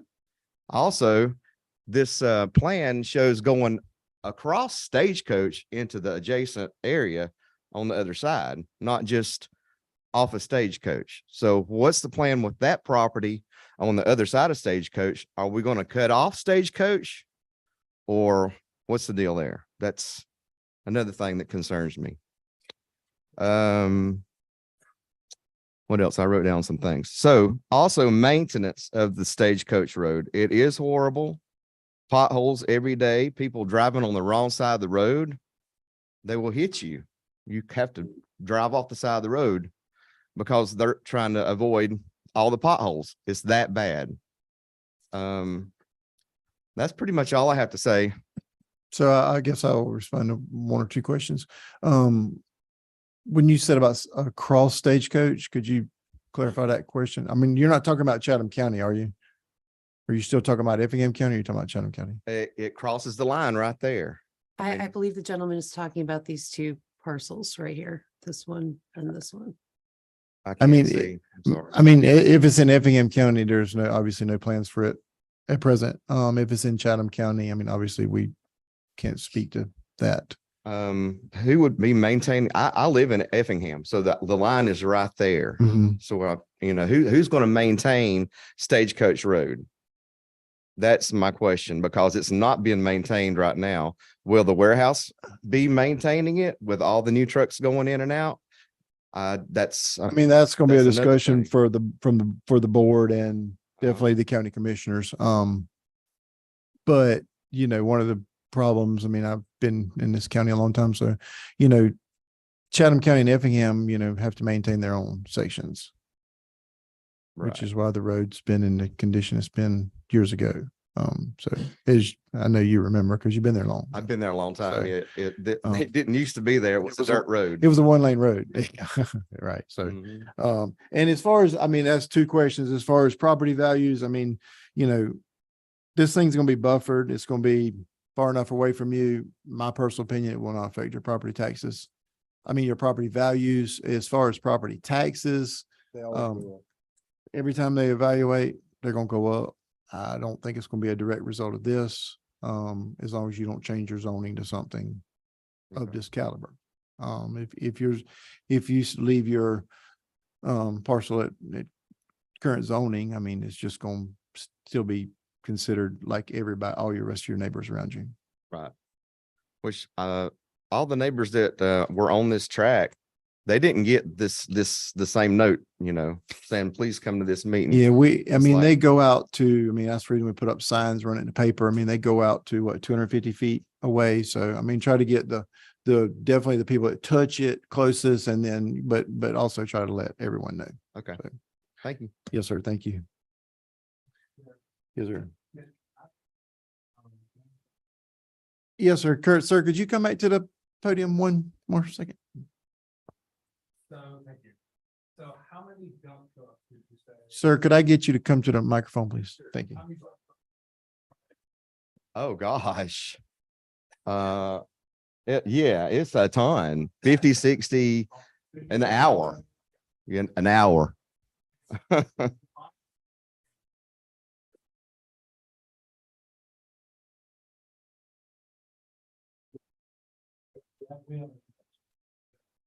So they haven't addressed that. That's why I wanted you to hear that they haven't addressed that issue. Because I know you have a lot. And so that's why I didn't know if, once the mining operation ceases, that you're not gonna have near the dump truck you did before. Now, I'm not saying the warehouse not gonna have trucks. So for those of you who don't know, a TIA is a transportation impact analysis, Mhm.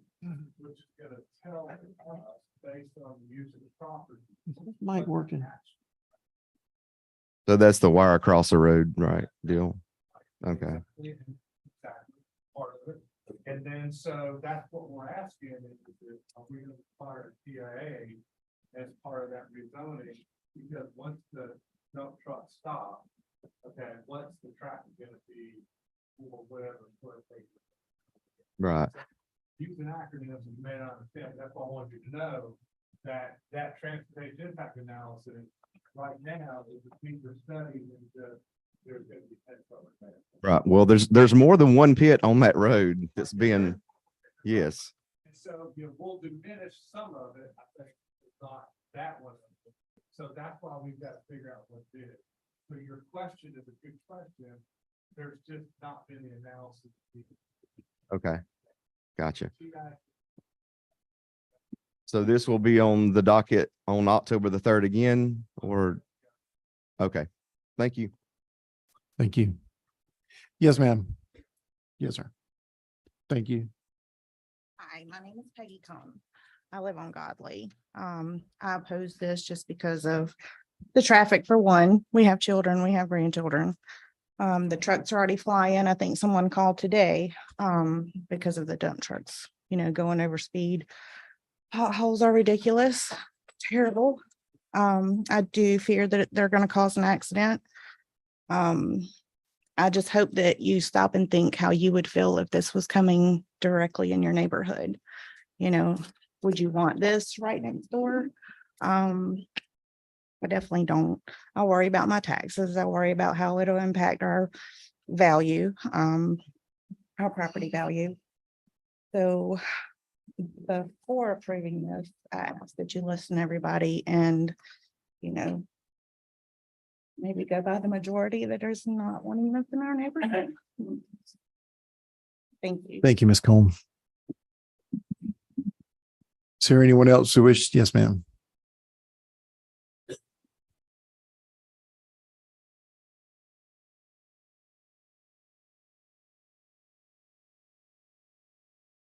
There are several things. Can I get your name? Vanna Hart. Thank you. One, I kind of represent both of my grandmothers. One lives on Oak Grove, one lives on East Deerfield. I personally live at the back of Godly. I wasn't the one today that called code enforcement on the dump trucks, but I wish I would have. So several things. The road, as of right now, is not equipped for dump trucks, period. It's class 5 and under. 2, where they're going, it would have to be not only rezoned, but the road would have to be redone too, because the road specifically says no truck traffic. There are horses at the beginning of Stagecoach that the lady will have problems with because they're right there on the main road. Also, Debbie Ogden has the horse ranch. Warehouse goes in, horse ranch plummets. Who's gonna want to store their horses, you know, with dump trucks going and then big trucks? Personally, even whenever they stop doing their dig, doesn't matter. It's not going to affect the dump truck traffic. There's 3 running right there. Buffers. Everybody knows buffers don't work. I don't know if y'all remember, but with Greg, I live right in front of the ATV park. So does Peggy. It was horrible. The buffers did not work. And even how is, all right. So if I'm not mistaken, Greg got denied for the warehouse, did he?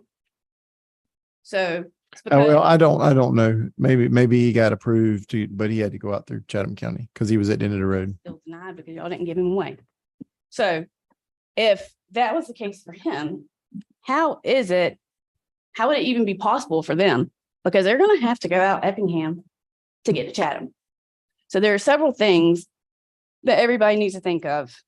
And like them, you know, the wildlife, I've seen it just with Greg being behind the house. It's killed 90% of them. There is a lot more, but I think y'all get how I Thank you, feel. Ms. Hart. Is there anyone else who wishes to speak either in favor or against this request?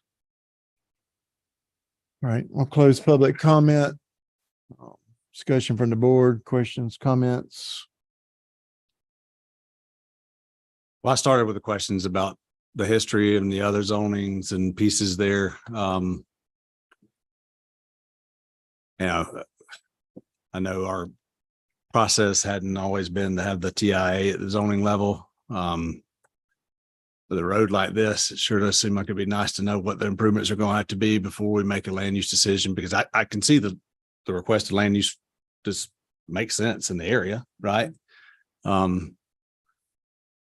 just can't wrap my head around it with the existing road. You know, I think about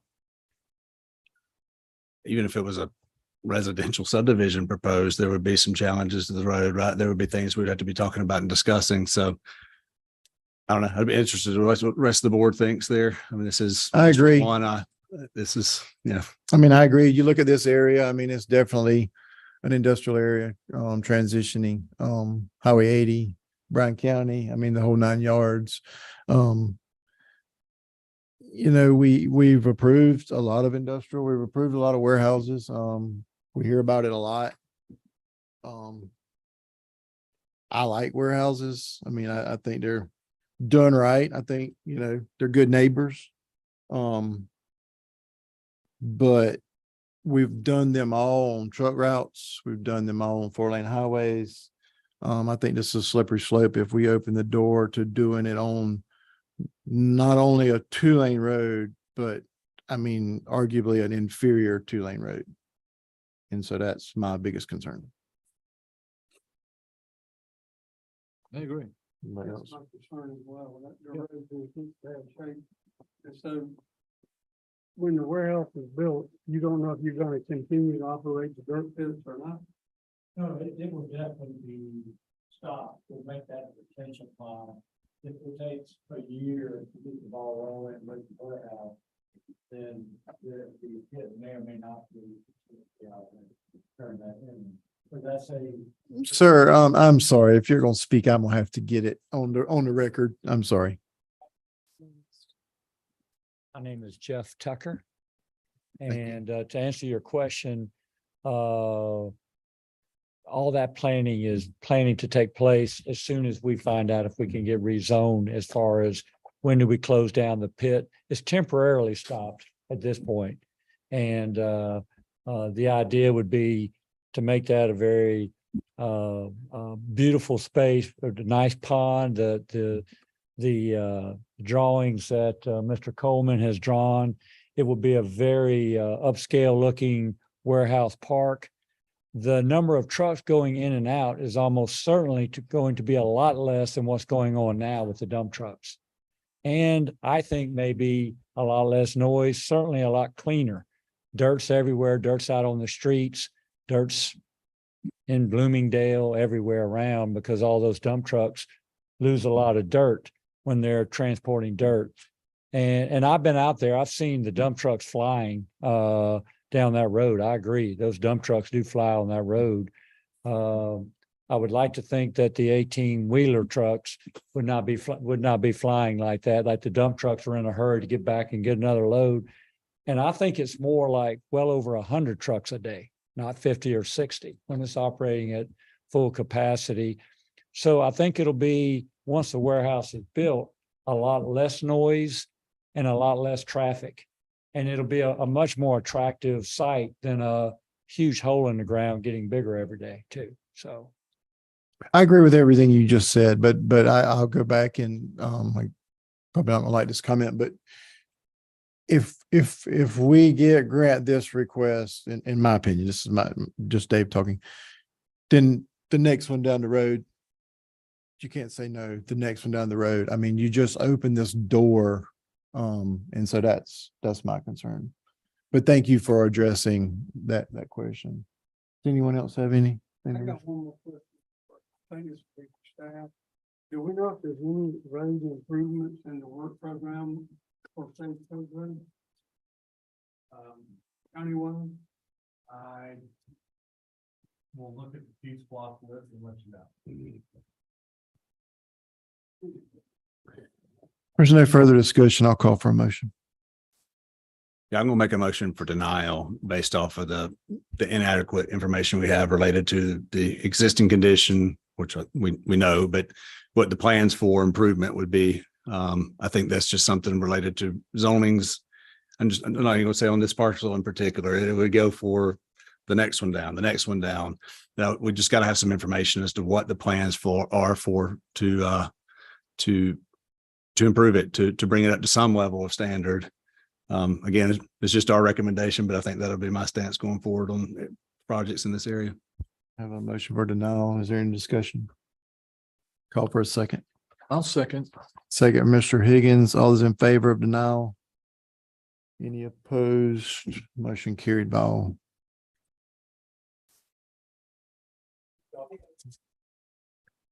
Item 14 is a sketch plan for Coleman Company. Request approval of sketch plan for Auction Industrial located on Ogden Road. Proposed zoning I-1 First District. I assume you want us to take motion. I mean, and let me just say just for clarification, again, this is a recommendation. This will go before the county commissioners. It will just go before the county commissioners that we just recommended denial. It's the ultimate decision lies in their hands. So I would assume you'd want this to move forward with an up-down vote. Okay. So do you have anything you wish to add to the sketch plan? Just as I said before, ELM does recommend that a technical traffic memorandum be conducted. But it does sound like you maybe want that with the rezoning before the sketch plan. So, but that was something that ELM did recognize and ask, for the sketch plan. So along the residence up there, was there a berm up there? No burn was. No berms. Everything was a 300-foot buffer. 300 feet on Hodgson Road and then, you know, about 800 feet of wetlands, 1,000 feet of the building on the west side. Okay, that was Up to the residents. gotcha. Right, up to the Yeah. residents, yes, yep. Any additional questions? I mean, what we are acting on the sketch plan? Yes, that way he can keep it together. Okay, well, I mean, considering the sketch plan doesn't meet the zoning, I would recommend make a motion to deny. Motion for denial, is there a second? Second. Mr. Smith, all those in favor of denial? Any opposed? Motion carried by all. Sorry, Mr. Coleman. We'll take a short recess.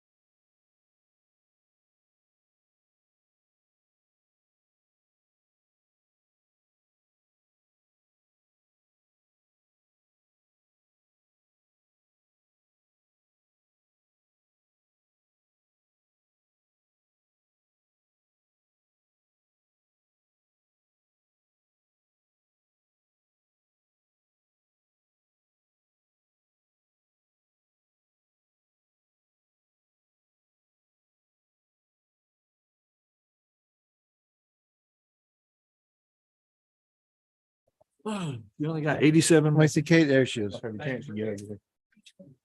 1, 2, 3, 4. We good? 5. 4 more hearings and then sketch plan. I call this meeting back to order.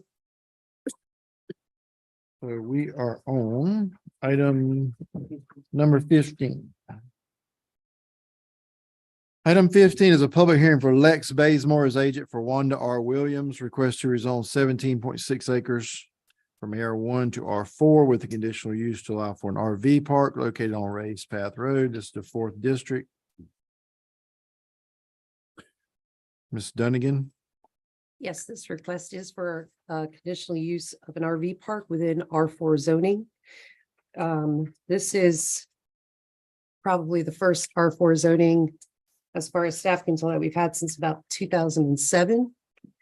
Development Services has a pretty steady influx of inquiries looking for RV housing. The existing facilities in the county pretty consistently have a wait list, and code enforcement is often responding to illegal occupation of an RV on private property. So this is a type of housing that seems to be desired by the citizens of the county. The surrounding zoning is residential. Water is going to have to be community well through EPD. As well as they will have to address the septic system. R4 RV park does allow for 12 units per gross acre with a minimum site of 2,500 square feet and 18 feet wide. The applicant will have to come back through for a sketch plan and address all of the criteria within R4 zoning, including those specific to RV parks. Staff is recommending approval. Thank you, ma'am. Any questions, comments at this time? Is there anyone who wishes to speak on behalf of Mr. Bazemore or Mr. Williams? Right.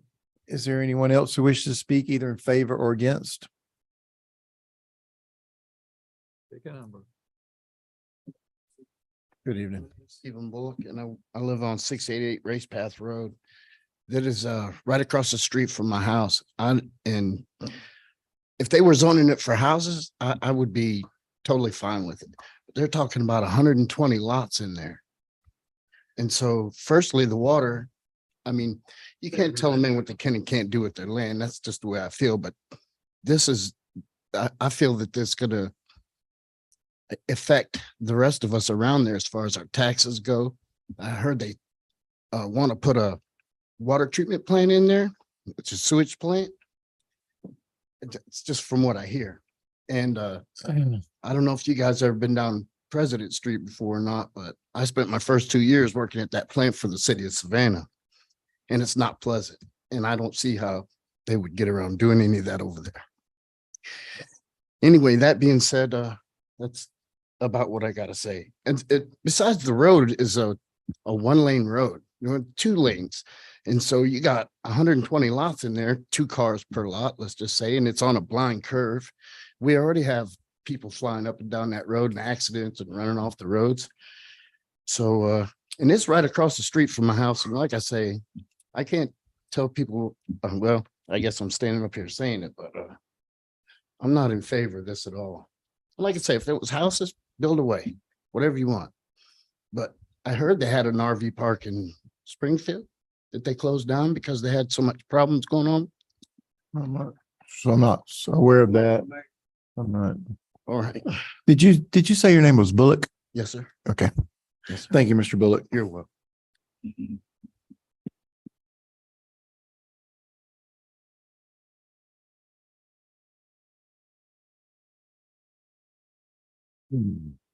Give another sign-in sheet. This one's full. Give me the sign-in sheet. Yeah, we'll get that. My name is Larry Bellider. I just wanted to say that I oppose this. I live around the corner from Race Path.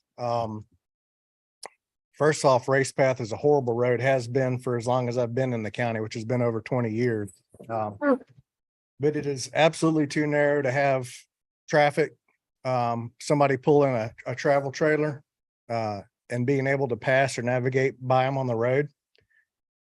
The other concern I have is if you go out to like Whispering Pines or Greenpeace, you'll see that these turn into rundown people living in travel trailers. And it's not just an RV park. It becomes a mobile home park and it gets dilapidated and it looks horrible and it appreciates all the property value of everybody around them. So I just, from what I understand, there's going to be like a lease term or something that they want to put in, but you can bypass that in numerous ways. A lease for the husband, a lease for the wife, a lease for whoever. I just think it's a bad idea and I oppose it. Thank you, Mr. Belater.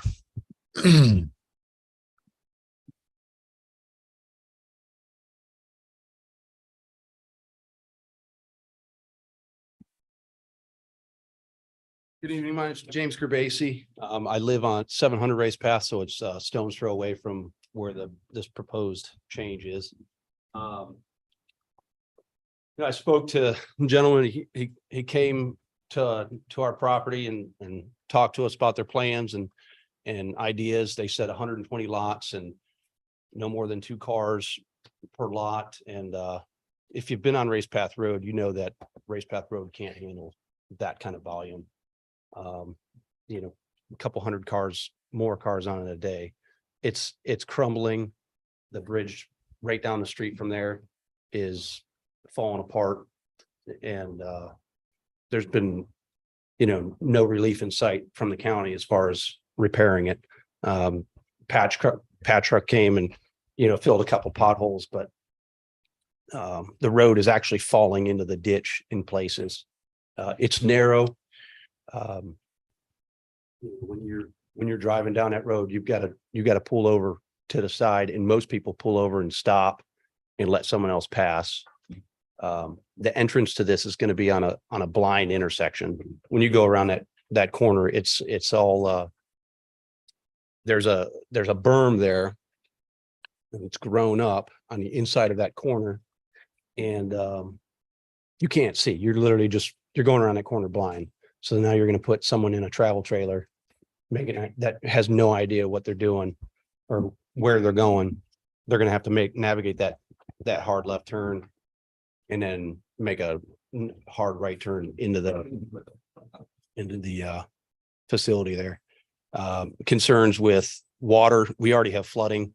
Anytime we get any kind of heavy rain, we already have flooding. My whole front yard backs up. The ditch stays wet for weeks. And my concern there is that we start disturbing some of that area, and we're going to have even more issues with that. Gentleman is going to come up here and talk about trying to be a good neighbor. And I'll tell you, 5 years ago, when the 3 lots were where I'm at, and then on both sides of me, we're trying to get ready to build, they wouldn't allow an easement for power. So it took us 3 months extra to get power to our property. So they've already just, demonstrated they don't care about us as far as being good neighbors. So I have no confidence that they're going to be good neighbors once they build this park. As Mr. Belater stated, there's, they mentioned 30-day terms with 180-day maximum, but a lot of people just take their trailer, move it to another lot, and it checks that box. So I'm concerned about that. As a previous firefighter, I've been to some of the trailer parks in Rincon, responding to, you don't always get the best of the best in an RV park. Several overdoses, a lot of domestic things like that. I'm not saying that that's what it's going to bring, but the potential is there. They're going to tell you that they're targeting traveling nurses and doctors, and Effingham County doesn't employ traveling nurses or doctors at the hospital. So, maybe they should be closer to Chatham County if that's what they're looking for. So I hope you guys consider all that in your decision. I think it's a poor choice. I think it's a great idea and great business plan.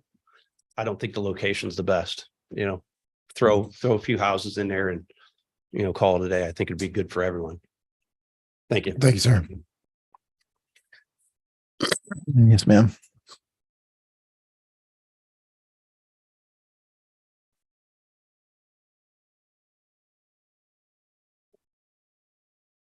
My name is Linnell Ketchum, and I lived in that old house right across from where this is going to be built at. And I'm well aware of this area. It's a one road that's on a very bad curve. We have pulled more cars and trucks out of the ditch many a time on that road from people traveling too fast. I don't approve, and I'm a camper, but I do not approve of this RV park. There is a railroad track running right straight side of it. And I can tell you right now, RVers do not like noise. They like peace and quiet. So I don't know if you're aware of this. There, a mile down from here, there's a historic site of Race Path Old School. So you're putting all these trucks and traffic on this road, and it's also on a big curve. And it's been a mini wreck there also. And people are hitting into that historic site. And I'm a native Effingham County. And I hate seeing how we're losing our historic sites up in Effingham due to what we call process. But we got to think about saving our county also as a rural area. And there are just about 4 rural houses on this property, and there's really not that much more room for houses to be coming in. And I'm afraid that if they put this RV park in, like I said, I don't think when the word gets out that there's a railroad track right alongside this RV park, and it's right alongside of it, campers are not coming in for that to camp. And I'm afraid it's going to turn into a workman's camp. And we know what happens when workmen's camp. They're there just for the week to work. They don't care anything. They don't pay taxes or anything. They don't care anything about the county, but just to have a place to live, to work. I just want to let you know that I'm standing up for the people that lives on that road. And I hope that you don't approve this RV park coming in. Thank you. Thank you, Ms. Ketchum.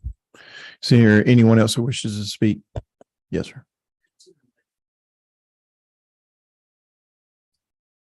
You can come on, sir. Board, staff, thank you for your time. My name is Lex Bazemore, and we are proposing a recreational vehicle park, not a mobile home park, to be very clear, so all the citizens understand. Mr. Williams, who Wanda, Ron Williams, and Tommy currently own the property over there. Mr. Williams and I went around every neighbor that was immediately around the property, as well as some off the road, out of respect. There was no necessary, it wasn't necessary. Trying to get some feedback, what was concerns of other neighbors. And most of the concerns that they had were things we'd already addressed. The road, certainly. Everybody talks about the width of that road. That road's 22 foot wide at average, 3 markings. It's 1.55 miles wide. The road itself, as far as it goes, there's $3.2 million in road improvements that are already slated that are sandwiching around this property, around this road. It's Race Path, Ron Station Road, Ralph Ron Road, and McCall Road around the area. And the way that a road is determined whether or not it gets repaved, there's several criteria that I believe it's EOM uses. They grade the road from an A to D, if you will. Those roads that are at a D, roads, as you say, Race Path is, go high on the list. The more traffic, more axles they have on that road, higher to the list. The more concerns, more complaints from citizens, higher on the list again. How many have spoke up about the road already? Mr. Bazemore, will you address the board, please? Yes, sir. Sorry. Thank you. How many folks, have addressed the road already? And I think we can bring bring some help to the road potentially for the neighborhood that's already there. Going around, we received a lot of support, some from some of the folks that spoke up here earlier. But when it comes to the taxes, first thing that was mentioned here tonight, as long as you don't change your residents to R4, you're going to be taxed upon being a residential basis there. So your taxes won't change. The existing parks, somebody mentioned, the problems that they have with there. How many problems do the police have to address with those parks? I'm not aware of any, haven't seen any in the minutes or what have you. The blind intersection. I certainly appreciate everyone's concern. The gentleman that lived down the road, Mr. Gravazzi, I believe it was, said there was a blind curve there. We're taking advantage of that blind curve. The entrance to the park goes straight with that road, straight like an arrow into the park. So that certainly was addressed. Yeah, I'm sorry. Yeah, no worries. Thank you for mentioning that. And, yeah, there's the ditch there. The ditch will have to be addressed. Simple culvert pipe and does some grading there. We will also have to address the well and the septic with the state of Georgia.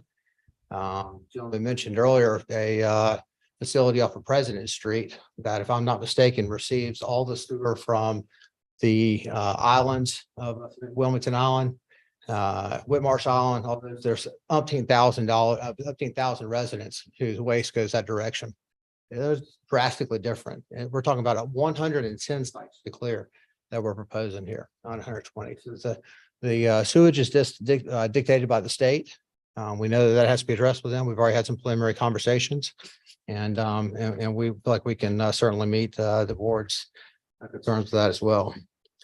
Guys, as far as being the neighbor far, you're right, Mr. Gravazzi, we do plan on being a good neighbor. As mentioned earlier, that campers want it quiet. They do want it quiet. And we plan on backing up what Effingham County has already put in place with their noise ordinance. We're not looking for trash here. We're looking for professionals that are coming into work. There's nurses that use these facilities. There are traveling construction workers who use these facilities. And unfortunately, there's folks that use these facilities.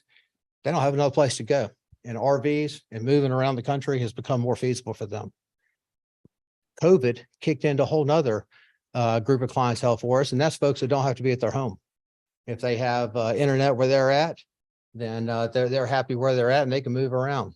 The internet was, as we were going around talking to some of the neighbors, was addressed. Windstream's on our road right there. And as Mr. Gravazzi was nice enough to point out to us, Windstream's having some issues with the amount of band that they have on that road in that area.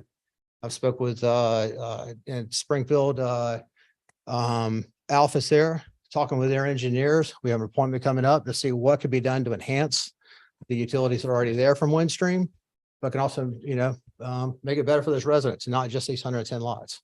It works hand in hand as being a good neighbor. Appreciate the staff's approval. I think that this is a demand in our community that calls for this. We had a lot of support. We have 85 folks out there that are on waiting list in surrounding neighboring RV parks. Greenpeace was mentioned earlier, Whispering Pines and Living on Wheels. 85 total right now. Look at folks who are looking to move in. These are professionals. They're looking to come into community to spend money. These are not cheap RVs. We have a delineation that the RV must be newer than 10 years. So we're keeping the clientele up. And these clientele will be spending money in this community. Not only at our subdivision, not only at our grocery stores and such, but they'll be spending money, their diesel, pick and fill their diesels, or pull the RVs right there at Love's Truck Stop. And so this is a win-win for all of us. And appreciate y'all support. All right. Thank you, Mr. Bazemore. Can I ask a question? Yes, sir. Lisa? Mr. Bazemore. Can Mr. I Bazemore. ask a question? This would be a question for you and staff. I think this zoning district was the only option we have. Isn't there a PD option for? The only PD that would specifically allow for RVs is PD recreation. This is not so much a tourism project. Okay. As it is short-term residential. So R4 was the most appropriate. well, there's a lot of stuff that Mr. Bazemore mentioned that R4 doesn't give us any control over that that a PT could, right? You could commit to certain things inside of that. That's why I was asking. So if it's not an option, it's not an option. But as soon as I saw this on the agenda, that's what I was curious about, because I know that there had been some previously. So.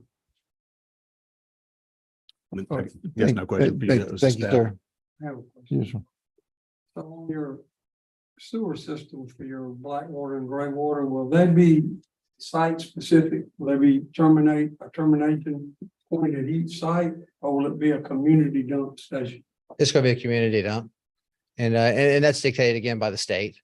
Because of the volume of the sites that the state will dictate, and whichever way they recommend us. The two biggest nemesis of an RV park are keeping it full and sewage. So being in the sewage industry that I'm in, I provide materials as such. I see some of the problems my customers have. We're going to go to the 9th degree to make sure that we don't have to deal with those issues, because that's not a phone call I want to get on Friday night.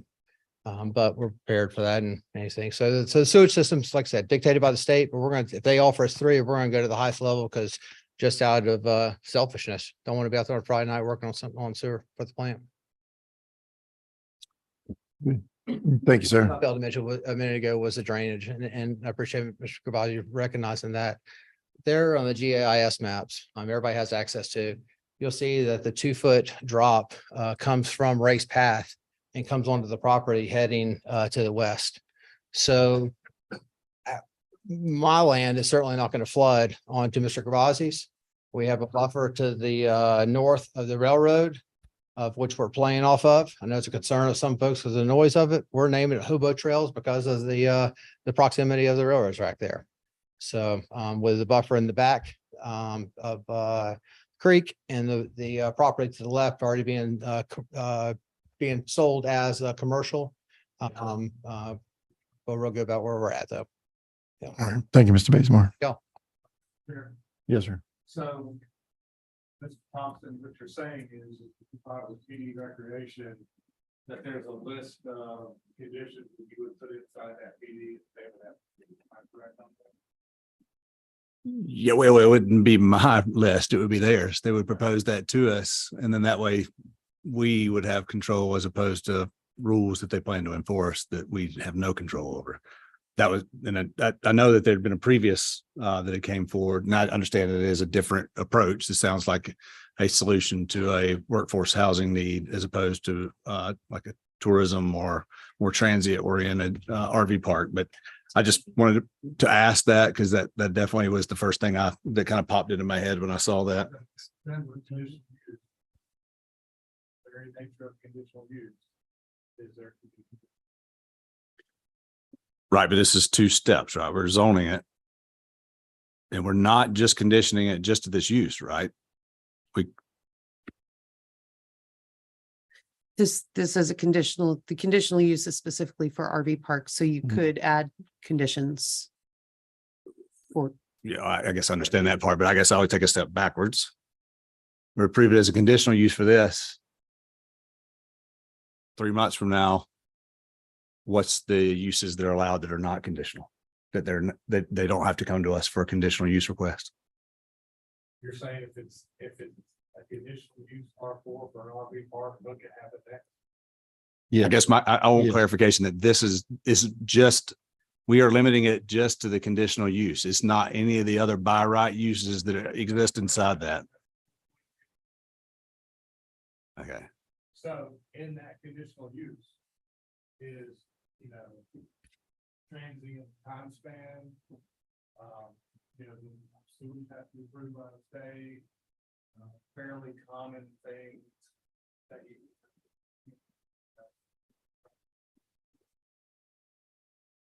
Other things you could address as far as the uses that occur as part of that condition. Not to speak of. thank you. Good. Is there any, Since it's the first one, I think that.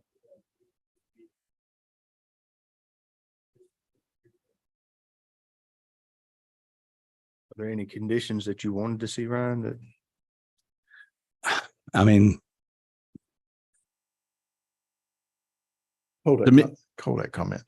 well, I just say, to me, I'm considering the zoning, it's not from, the proposal should include the conditions they think they need to provide to us to protect the neighbors and to create a good park. It's not for me to dictate what it should be, but there should be enough conditions proposed and included in what we approve to make me comfortable. That's just me speaking. Yes, sir. What are they gonna do with the black water and the gray water? Because it has to go somewhere and the sludge has to have a retention of something. Yeah, the state, state guidelines will dictate how that's in.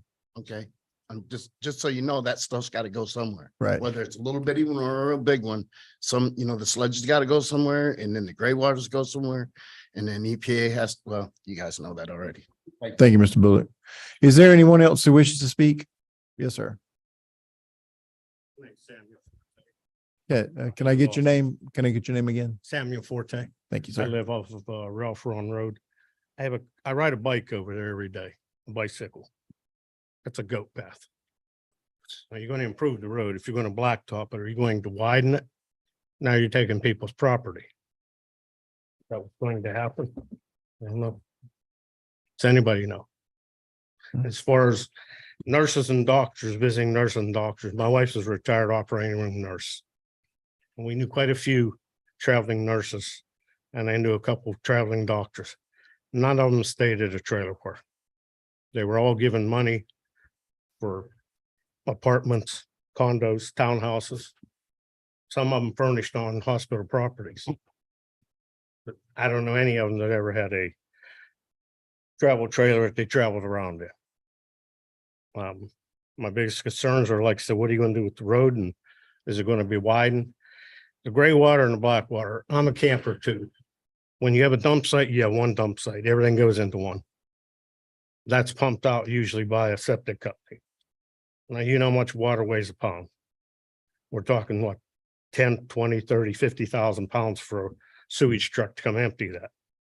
Because it's going to have to be a massive tank. Could be lined up truck after truck.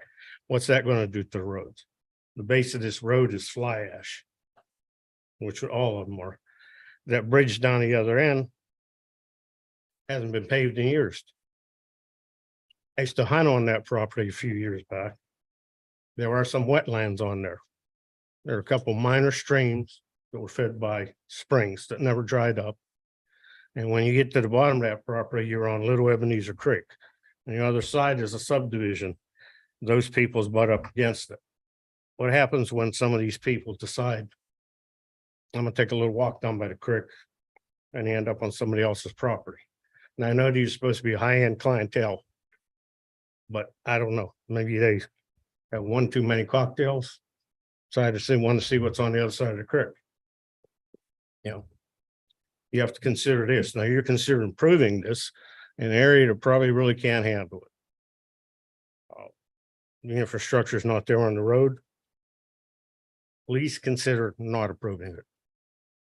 These people that live here, it's very sparsely populated, yes. 10 houses, and I think one is abandoned. Look at them, Mr. Bullock and his wife live right across the street. I mean, he's gonna have traffic pulling in and out of there. There's adjacent property that I believe it's 11 and a half acres. Does the client own that too? Or are they going to be able to expand that in a few years? I can't answer that. I mean, we don't have no plans for that tonight. That's what I mean. No, we don't know. But in the future, if this is approved, They would have to come back through the same process. rezone the Yes, sir. property. Now, what is R4 zoning?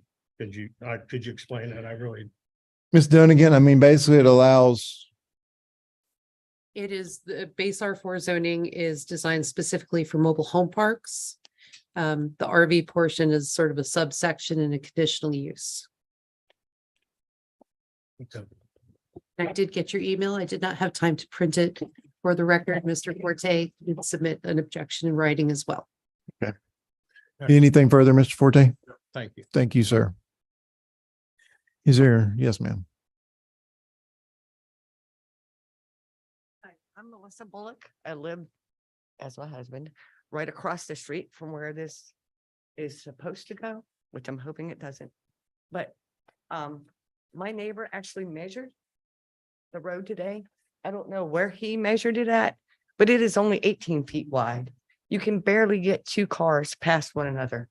As Mr. Garbasi said, if you see somebody coming, because most of us live there, so we know, you go to the one side and let somebody go and you wave and then they go their way. And as Mr. Forte said, at the end of the road, there's a one-lane bridge. It has no sides. You can actually, if you're walking, you can see the water underneath the bridge. That's how bad it is. So I don't know how much weight a mobile home, a motor home would carry, but they would not be able to go that way in or out.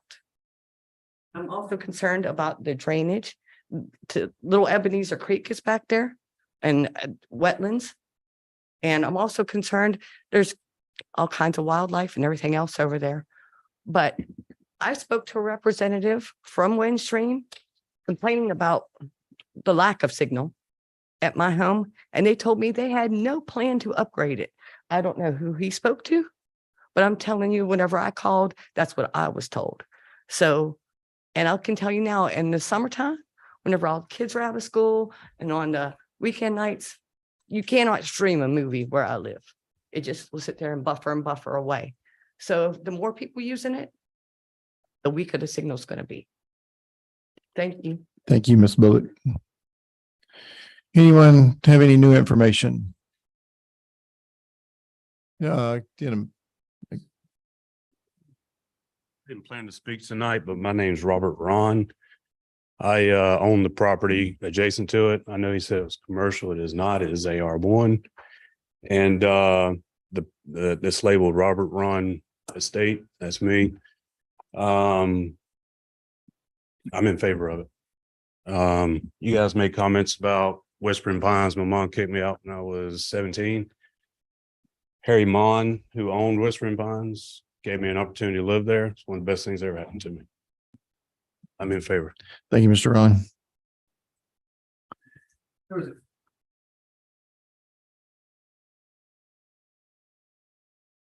was a question or a comment made about the width of the road.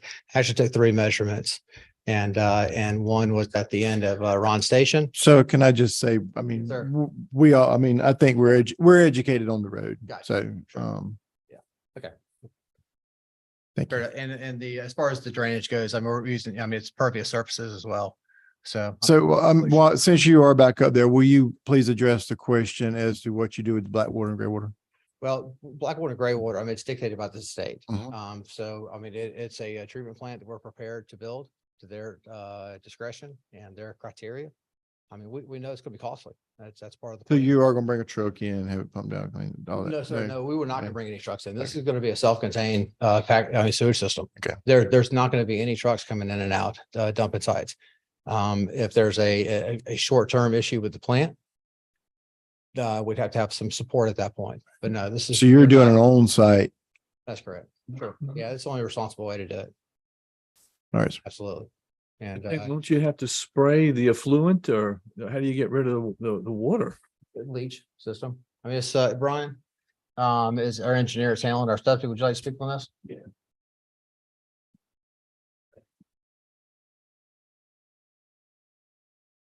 Good evening. I'm Brian Bernard. I'm the civil engineer on the site. We're going to propose what the state requires us, and you've heard that already. But there's several different ways of getting rid of your effluent. 1, leach field. 2, land acquisition, if we have the proper treatment to a proper effluent level. Does that make any sense? Okay. So we're going to abide by what the state wants us to do there. The sludge, we do have to remove the sludge, but that will be removed at a later date with just off hauling it in bags. Simple. Each site will be sewered. Each site will have water. So everything flows down to one location. It'll be easy access for anybody to come in to work on it. And it will also have odor control and other criteria to make it where it works within the community. Proper setbacks. Right. Hopefully that helped. That answer your question? Yep. Thank you, Mr. Bernard. All right, is there anyone that has any additional information? I mean,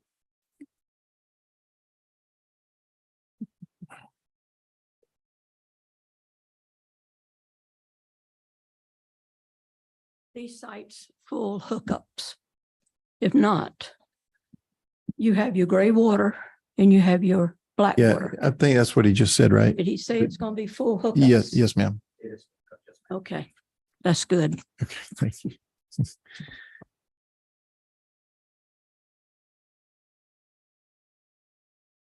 Sorry to keep dragging this out for you, but I just want to, one of the points I made previously is these things have a tendency to turn into full-time residents and they get run down and are eyesores and affect property values.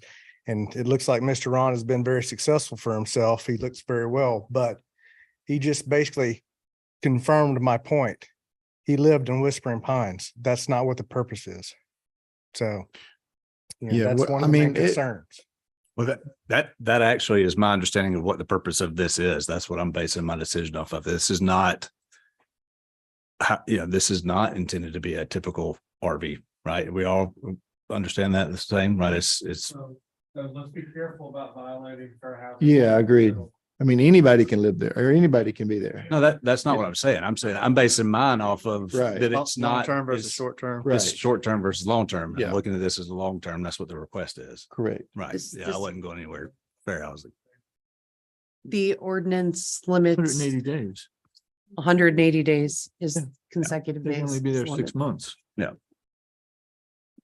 Yes, sir. Name is Michael O'Connor. I live on Ralph Ron Road, about an eighth of a mile away from this site. And I just want to express my opposition to it. The question I have is, I've heard 3 or 4 times this evening, they point at the state and what the state demands they do with this sewerage. At what point is that decision made? Is it after you guys approve this or before you guys approve this? And I'm just curious, what happens to all of this stuff? I live, like I said, about an eighth of a mile away, and I don't want I to. can get you an answer for that. Okay, Chelsea.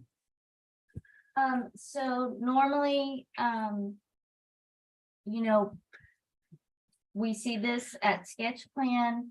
The applicant will have to come in for sketch plan, but during site development, so after everything, you know, we go through the process as site development comes in, after sketch plan is approved, that'll be a requirement for them to get their land disturbing and development plan permits.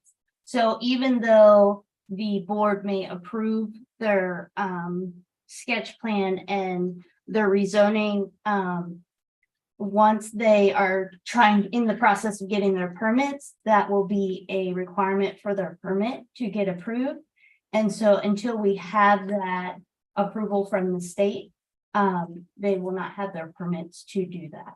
So that they won't have their approval until those decisions by the state are made, Their approval from the board, right? but they would not have approval from, they would not have their permits approved from the county to be able to start their development plan until we had the approval from the state to be able to. Yeah, this is the first step. You don't want to apply for sewage and all that. You don't want to put your cart ahead of the horse.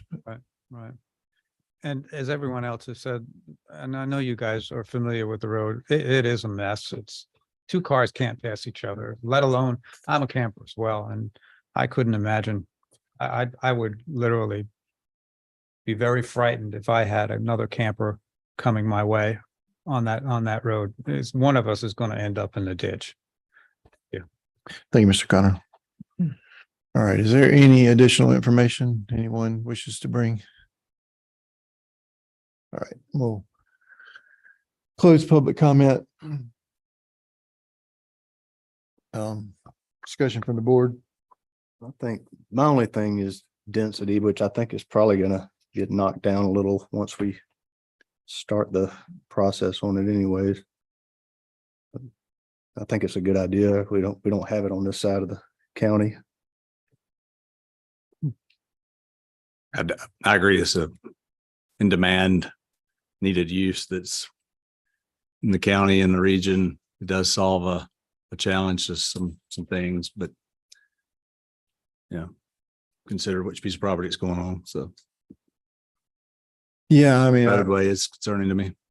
agreed. I mean, I've known this area all my life and, you know, I think it is something that's needed for the county. I personally just don't know if it's needed on this particular site, unfortunately. I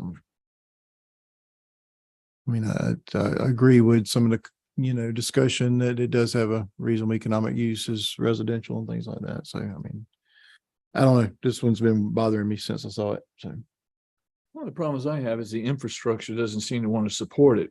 From everyone that spoke, always talked about the narrowness of the road and the danger of the bridge.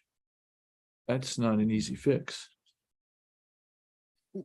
the bridge only comes into play one way. So, I mean, coming off Ron Station Road, you don't use the bridge. I mean, not to say that everybody will. So, Most of them will, if they're gonna have to turn in, they won't be able to make a turn the other way. They're gonna have to come straight in. that is correct.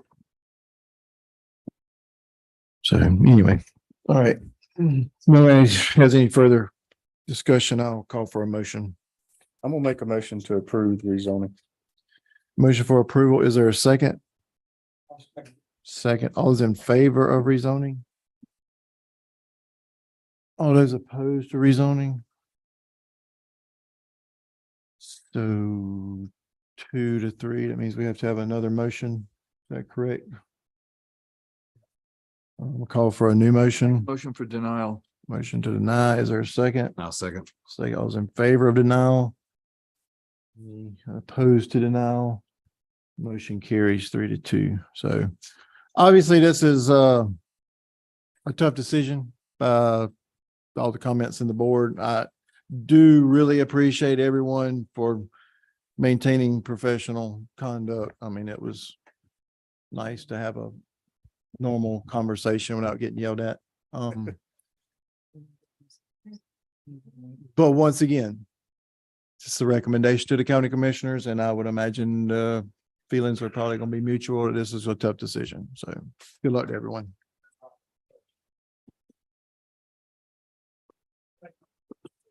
Yes, sir. Sorry.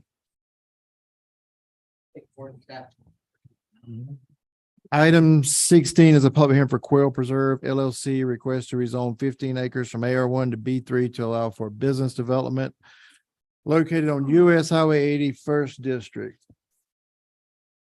It's a popular run. I know. I thought we were done with District 1. Had a hard night tonight. Ms. Dunnigan. Ms. Dunnigan, go ahead. The applicant is proposing to build 4 flex use buildings in the B3 zoning district. Let's see. It's currently being used as a timber tract. Highway 80 is a designated truck route. The surrounding area sort of varies greatly to include AR commercial and industrial properties. During the technical review committee, we did discuss possibly accessing through Meldrum Road versus the 2 proposed access points from Highway 80, but that's something that will clean up that sketch plan. Staff recommends approval. Thank you, ma'am. Yes, sir. Good evening. I'm Ray DeMott, and I own the property there at Quail Preserve, the 15 acres. I also own the property behind it, which is close to 200 acres. It's in a permanent conservation easement. So the rear of the commercial building will be buffered with 200 acres that will never be developed. So, you know, there's a concrete plant across the street. There's various businesses up and down Highway 80. So I'm asking for the rezone, and we plan on developing some very nice looking flex buildings that should you know, improve the area. There has been some improvement along there. There was a junkyard a couple doors down. Looks like they've cleaned that up. So we're just trying to, have a nice development that will bring jobs and have a nice look from the highway. All right, thank you, sir. Questions at this time? What's the usage of the building? Is it going to be storefront or is that warehouse? What is that? It's Oh, the kind of a picture. hybrid. It's it'll have office in front. So it'll look like an office building on the front. In the back, there'll be loading docks, various businesses like Is that 2-story? no.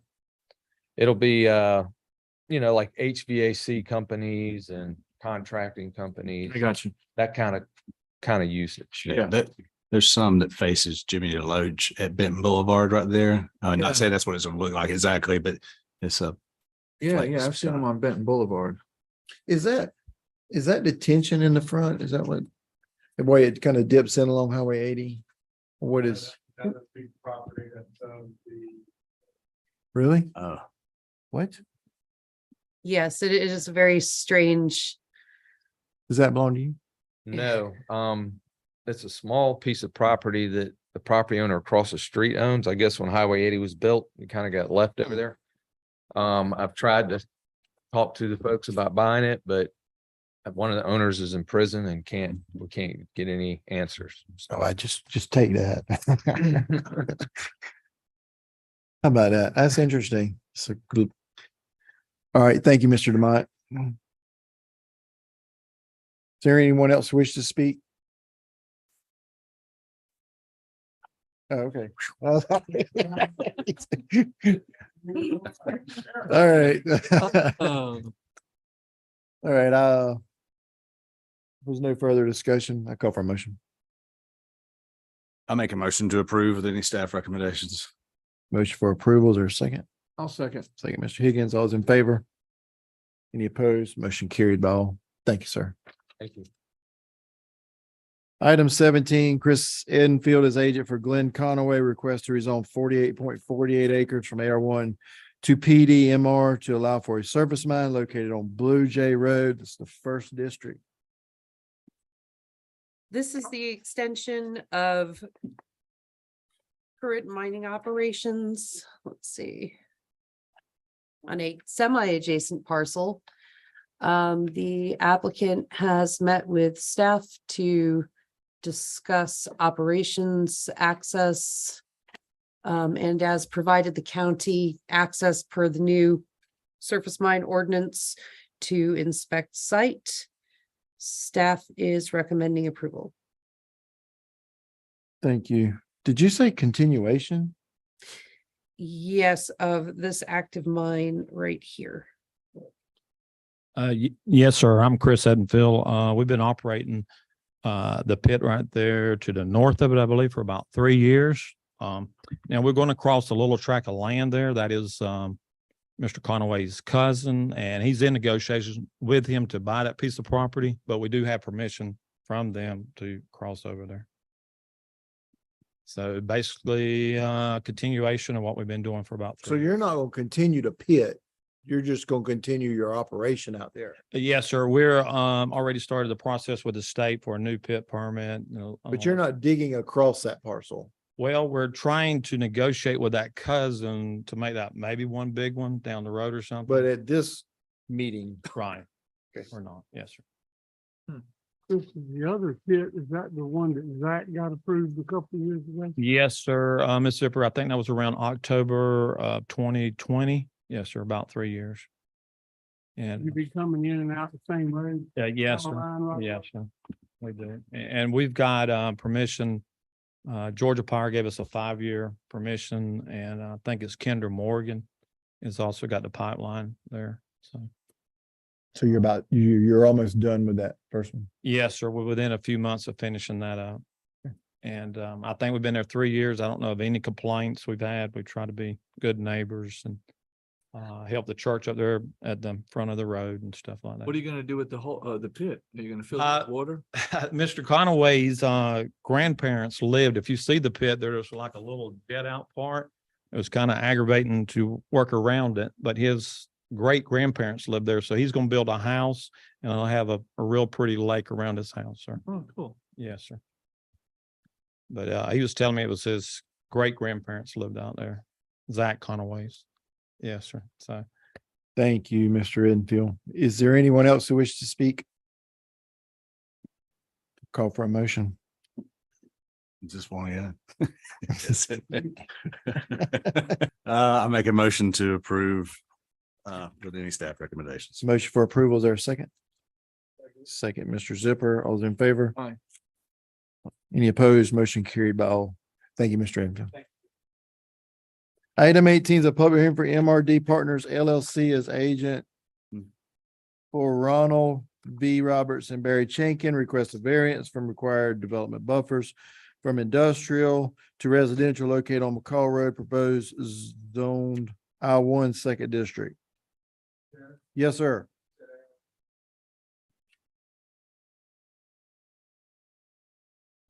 I said, the only thing I said was proposed zoned I-1.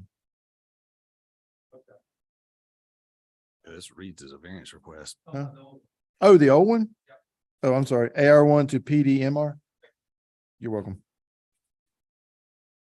So MRD Partners proposed zoned I-1 second district. Yes, sir. Requesting a variance. And we're also going to be looking at the sketch plan. Is that correct? Yes, sir. So we're kind of wanting the same. Yes, sir. Good evening. My name is Hunter Whitfield. I'm with Hussey Gay Bell, and I'm here on behalf of CJ Chance, who couldn't be here at the last minute this evening. And as you see there, we are just requesting a variance for a reduction of the buffer to 25 feet. And I would also add that the property owners adjacent on the other side of the road are in support of this application as well. All right, ladies. Ms. Chelsea, you got anything? That was so yes, you'll remember that at the rezoning was brought at the last Yes, I planning remember. board meeting. Yes. And we do have to note that that has been tabled at the commissioner level. In the meantime, yes, exactly as stated, the applicant wishes to reduce this 25 to 25 feet adjacent to residential with this 80-foot right of way in the middle, and which would be on par with what we'd expect for adjacent to industrial buffers. And yes, the residents across McCall do support this, as many of them intend to rezone to industrial themselves. Chelsea?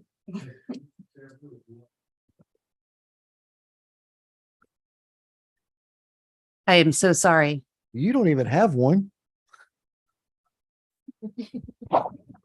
I take that bet. So, There's just people who would like to hear that.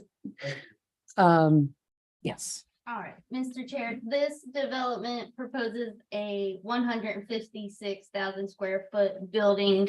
This building will have 30 docking positions, 2 drive ramps, 18 trailer positions, and 70 commuter parking spaces.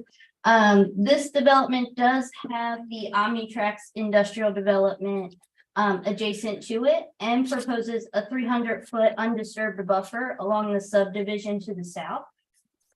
Staff is recommending approval. Thank you. Questions or comments? Is the property across the street, is that industrial? I remember they came up saying that they were eventually going to go industrial. Is that still residential over there? But they all said that they wanted to do the same thing. Exactly. They want to become, all right. Understood. Okay, I'll ask something. Can't help it. So it was tabled at the commissioner level. Then the variance comes and these will both go together back again with them, like they'll consider that as part of the zoning and the variance right after it. Yes, at the rate we're going, it'll all catch up with each other. Okay, yeah. And if I remember last time, the way the building was described, it was almost like a flex use building, but is it still that? Because that's what we just zoned the other one to be 3 for, right? It was flex. So I guess we're not discussing zoning right now, but just, I don't know, trying to wrap my head back around it a little bit before we make a decision on the buffer variance. originally, they did tell us it would be flex space, Hmm. like storefront, up front, warehouse in the back. That is correct. All right, what else? That's it. Call for a motion. I make a motion to approve with all the staff recommendations. Motion for approval. Is there a second? I'll second. Second. All those in favor? Aye.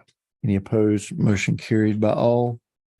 Item 19, sketch plan for MRD Partners LLC, request approval of sketch plan for Horizon Business Center on McCall Road, zoned I-1 Second District.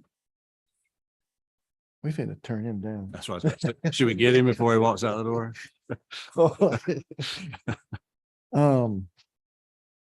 Any comments? Chelsea, you have anything? Call for a motion. Make a motion to approve the staff. I'll second. Motion for approval and a second. All those in favor? Any opposed? Motion carried by all. On to sketch plans. Item 1, sketch plan for Wesley Sherrod. Requesting approval of sketch plan for Chris Moon Storage Facility located on 120 Nice Road, Zone B1, First District. Good evening, Chelsea. There, so the parcel was rezoned to D1 at the June 15th, 2021 DRC meeting.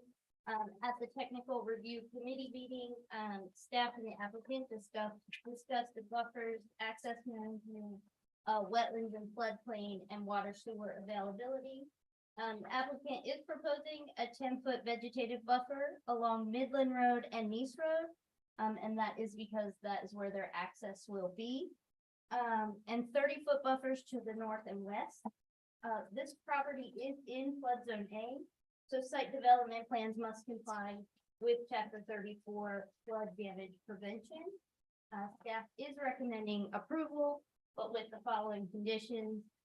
The mobile home that is currently on the property must be removed. And site development plans must comply with the chapter 34 flood damage prevention ordinance. Thank you. Any discussion? Yes, sir. Evening. My name is Wes Sherrod. I'm representing Mr. Chris Moon, and she described everything accurately. And Mr. Moon is aware of what he needs to do about that trailer. We're aware of what we need to do about the flood ordinance. So we are glad to entertain any questions you may have. What are you proposing inside the 10-foot landscape buffer? What would you like? Whatever. Really? That's Well, Here we go. Now that you asked. No, that's, I would like clarification like on that. I mean, I'm a big believer if the sketch plan meets the ordinance, we move through that, but I know we're discussing buffers, and to me, this is one of the uses that we should give a little bit more consideration to going forward with that. So I'll just throw that out there. There's nothing specific. Change that. Okay. Yeah. We just didn't get to. Right. Poison ivy. Poison ivy.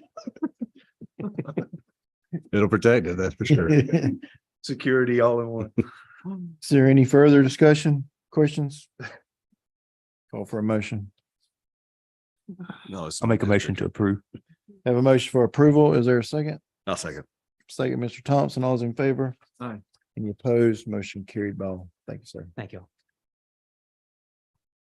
Item 2, sketch plan for Coleman Company, request approval of sketch plan for Ramsey Landing Phase 3 located on Ebenezer Road, proposed zoning R1, 5th District.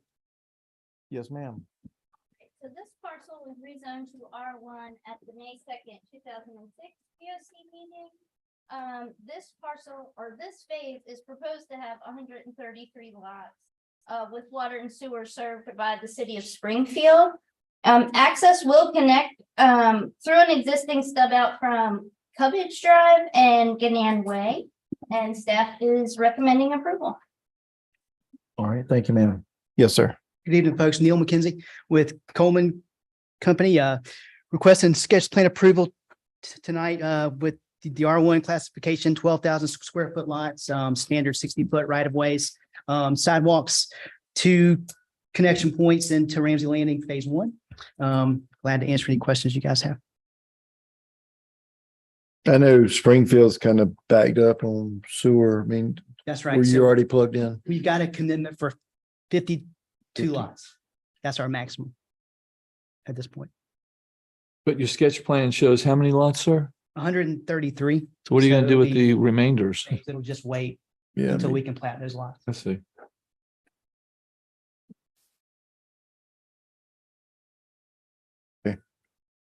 Brad? He's thinking. Yes, no. I'll make a motion. You ready? All right. I'll make a motion to approve with all staff recommendation. Motion for approval is our second.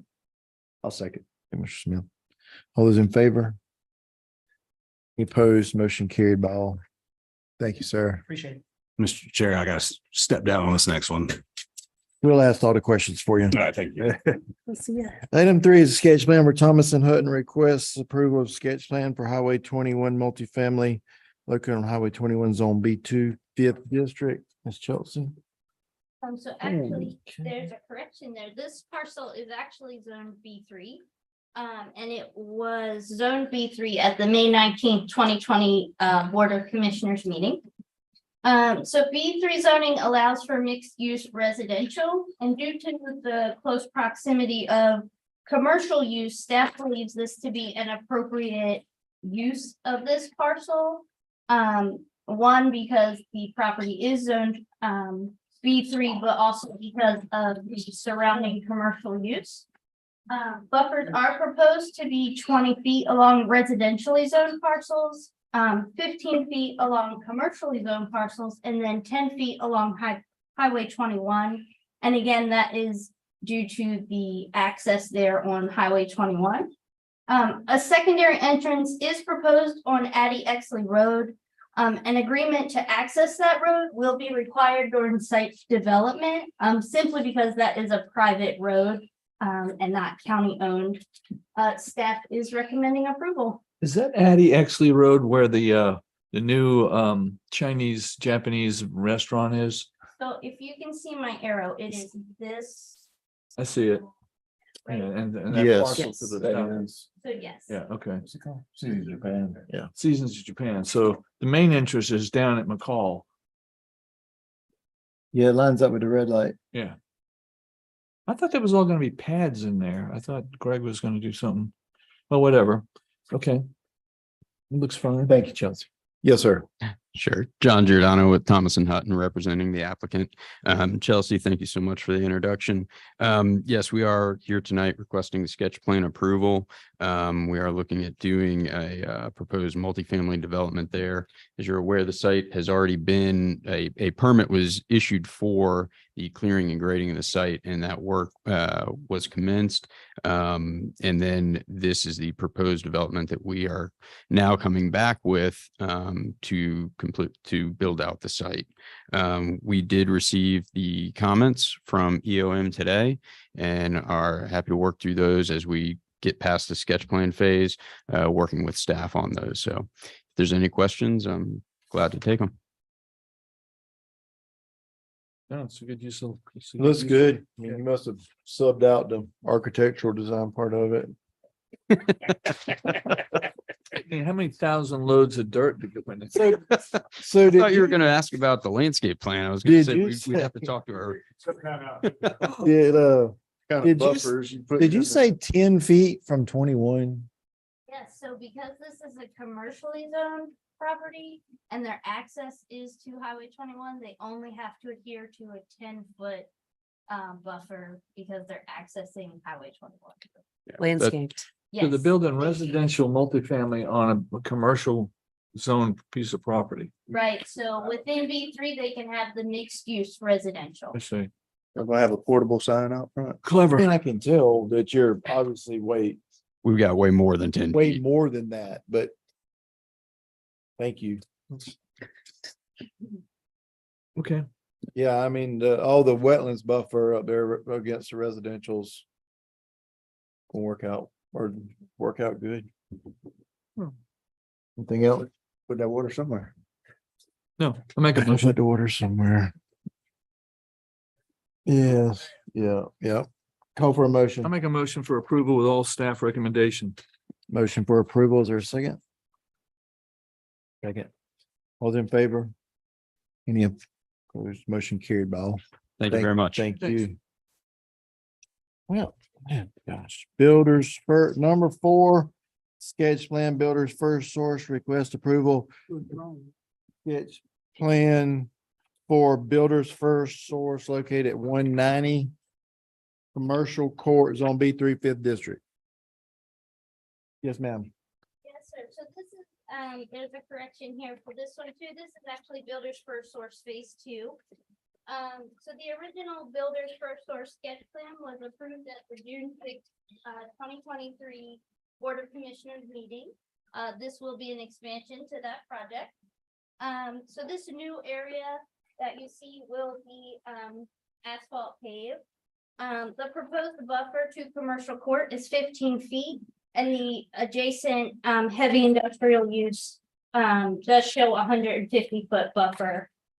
However, staff is recommending a conditional approval for this, and that is because these two parcels for the original Builders First Source and for this have not been recombined yet.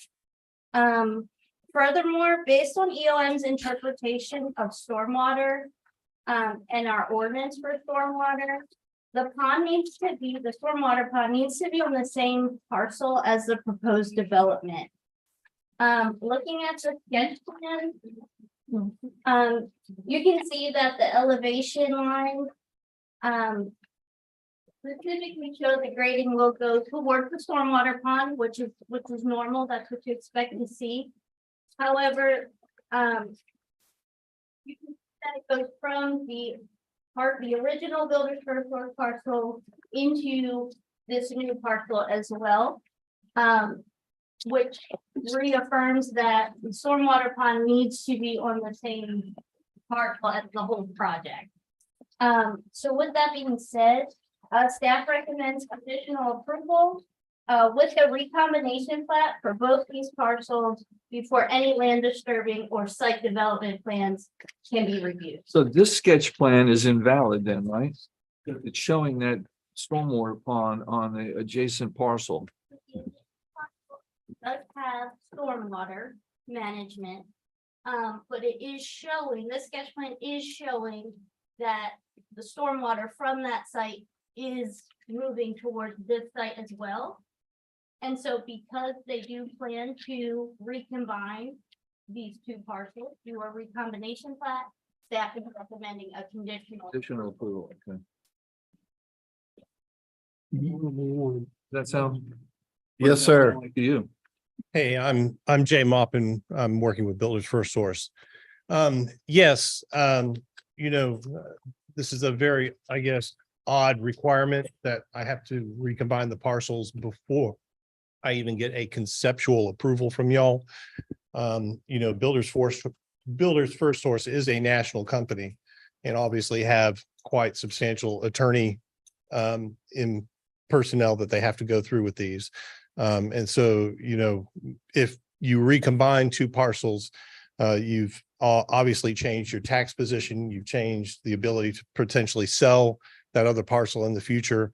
You've changed LLCs that have to be combined in liens that are attached to different parcels. So, from that standpoint, the attorneys want some assurance from the county before they would allow the parcels to be recombined to go beyond a concept stage. It's not a simple matter of just submitting a recombination plat, and then if we get turned down, I have to then carve that parcel back out again.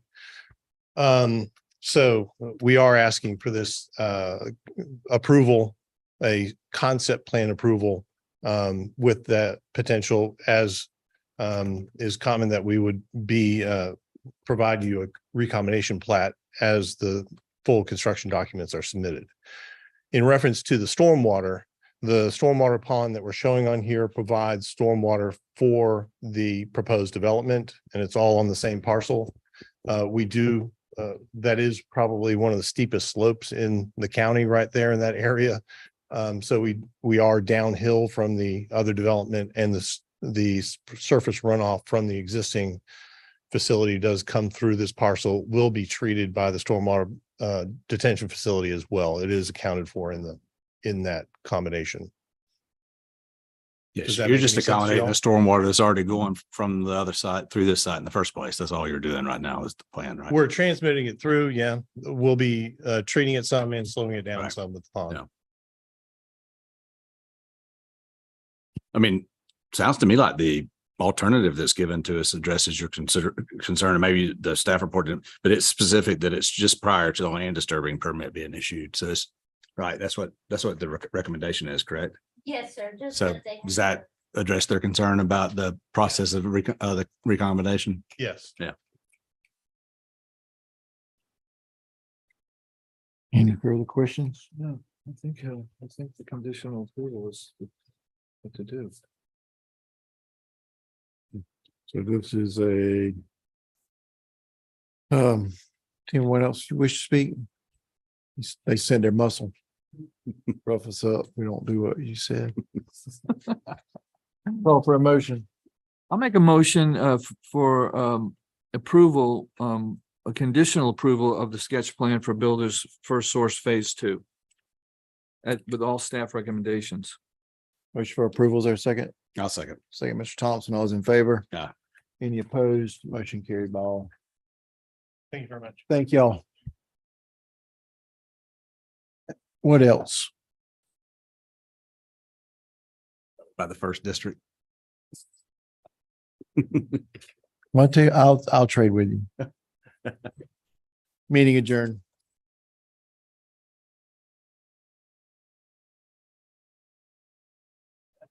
53. What? 8:50. Punch you in the face. I knew that would wake you up.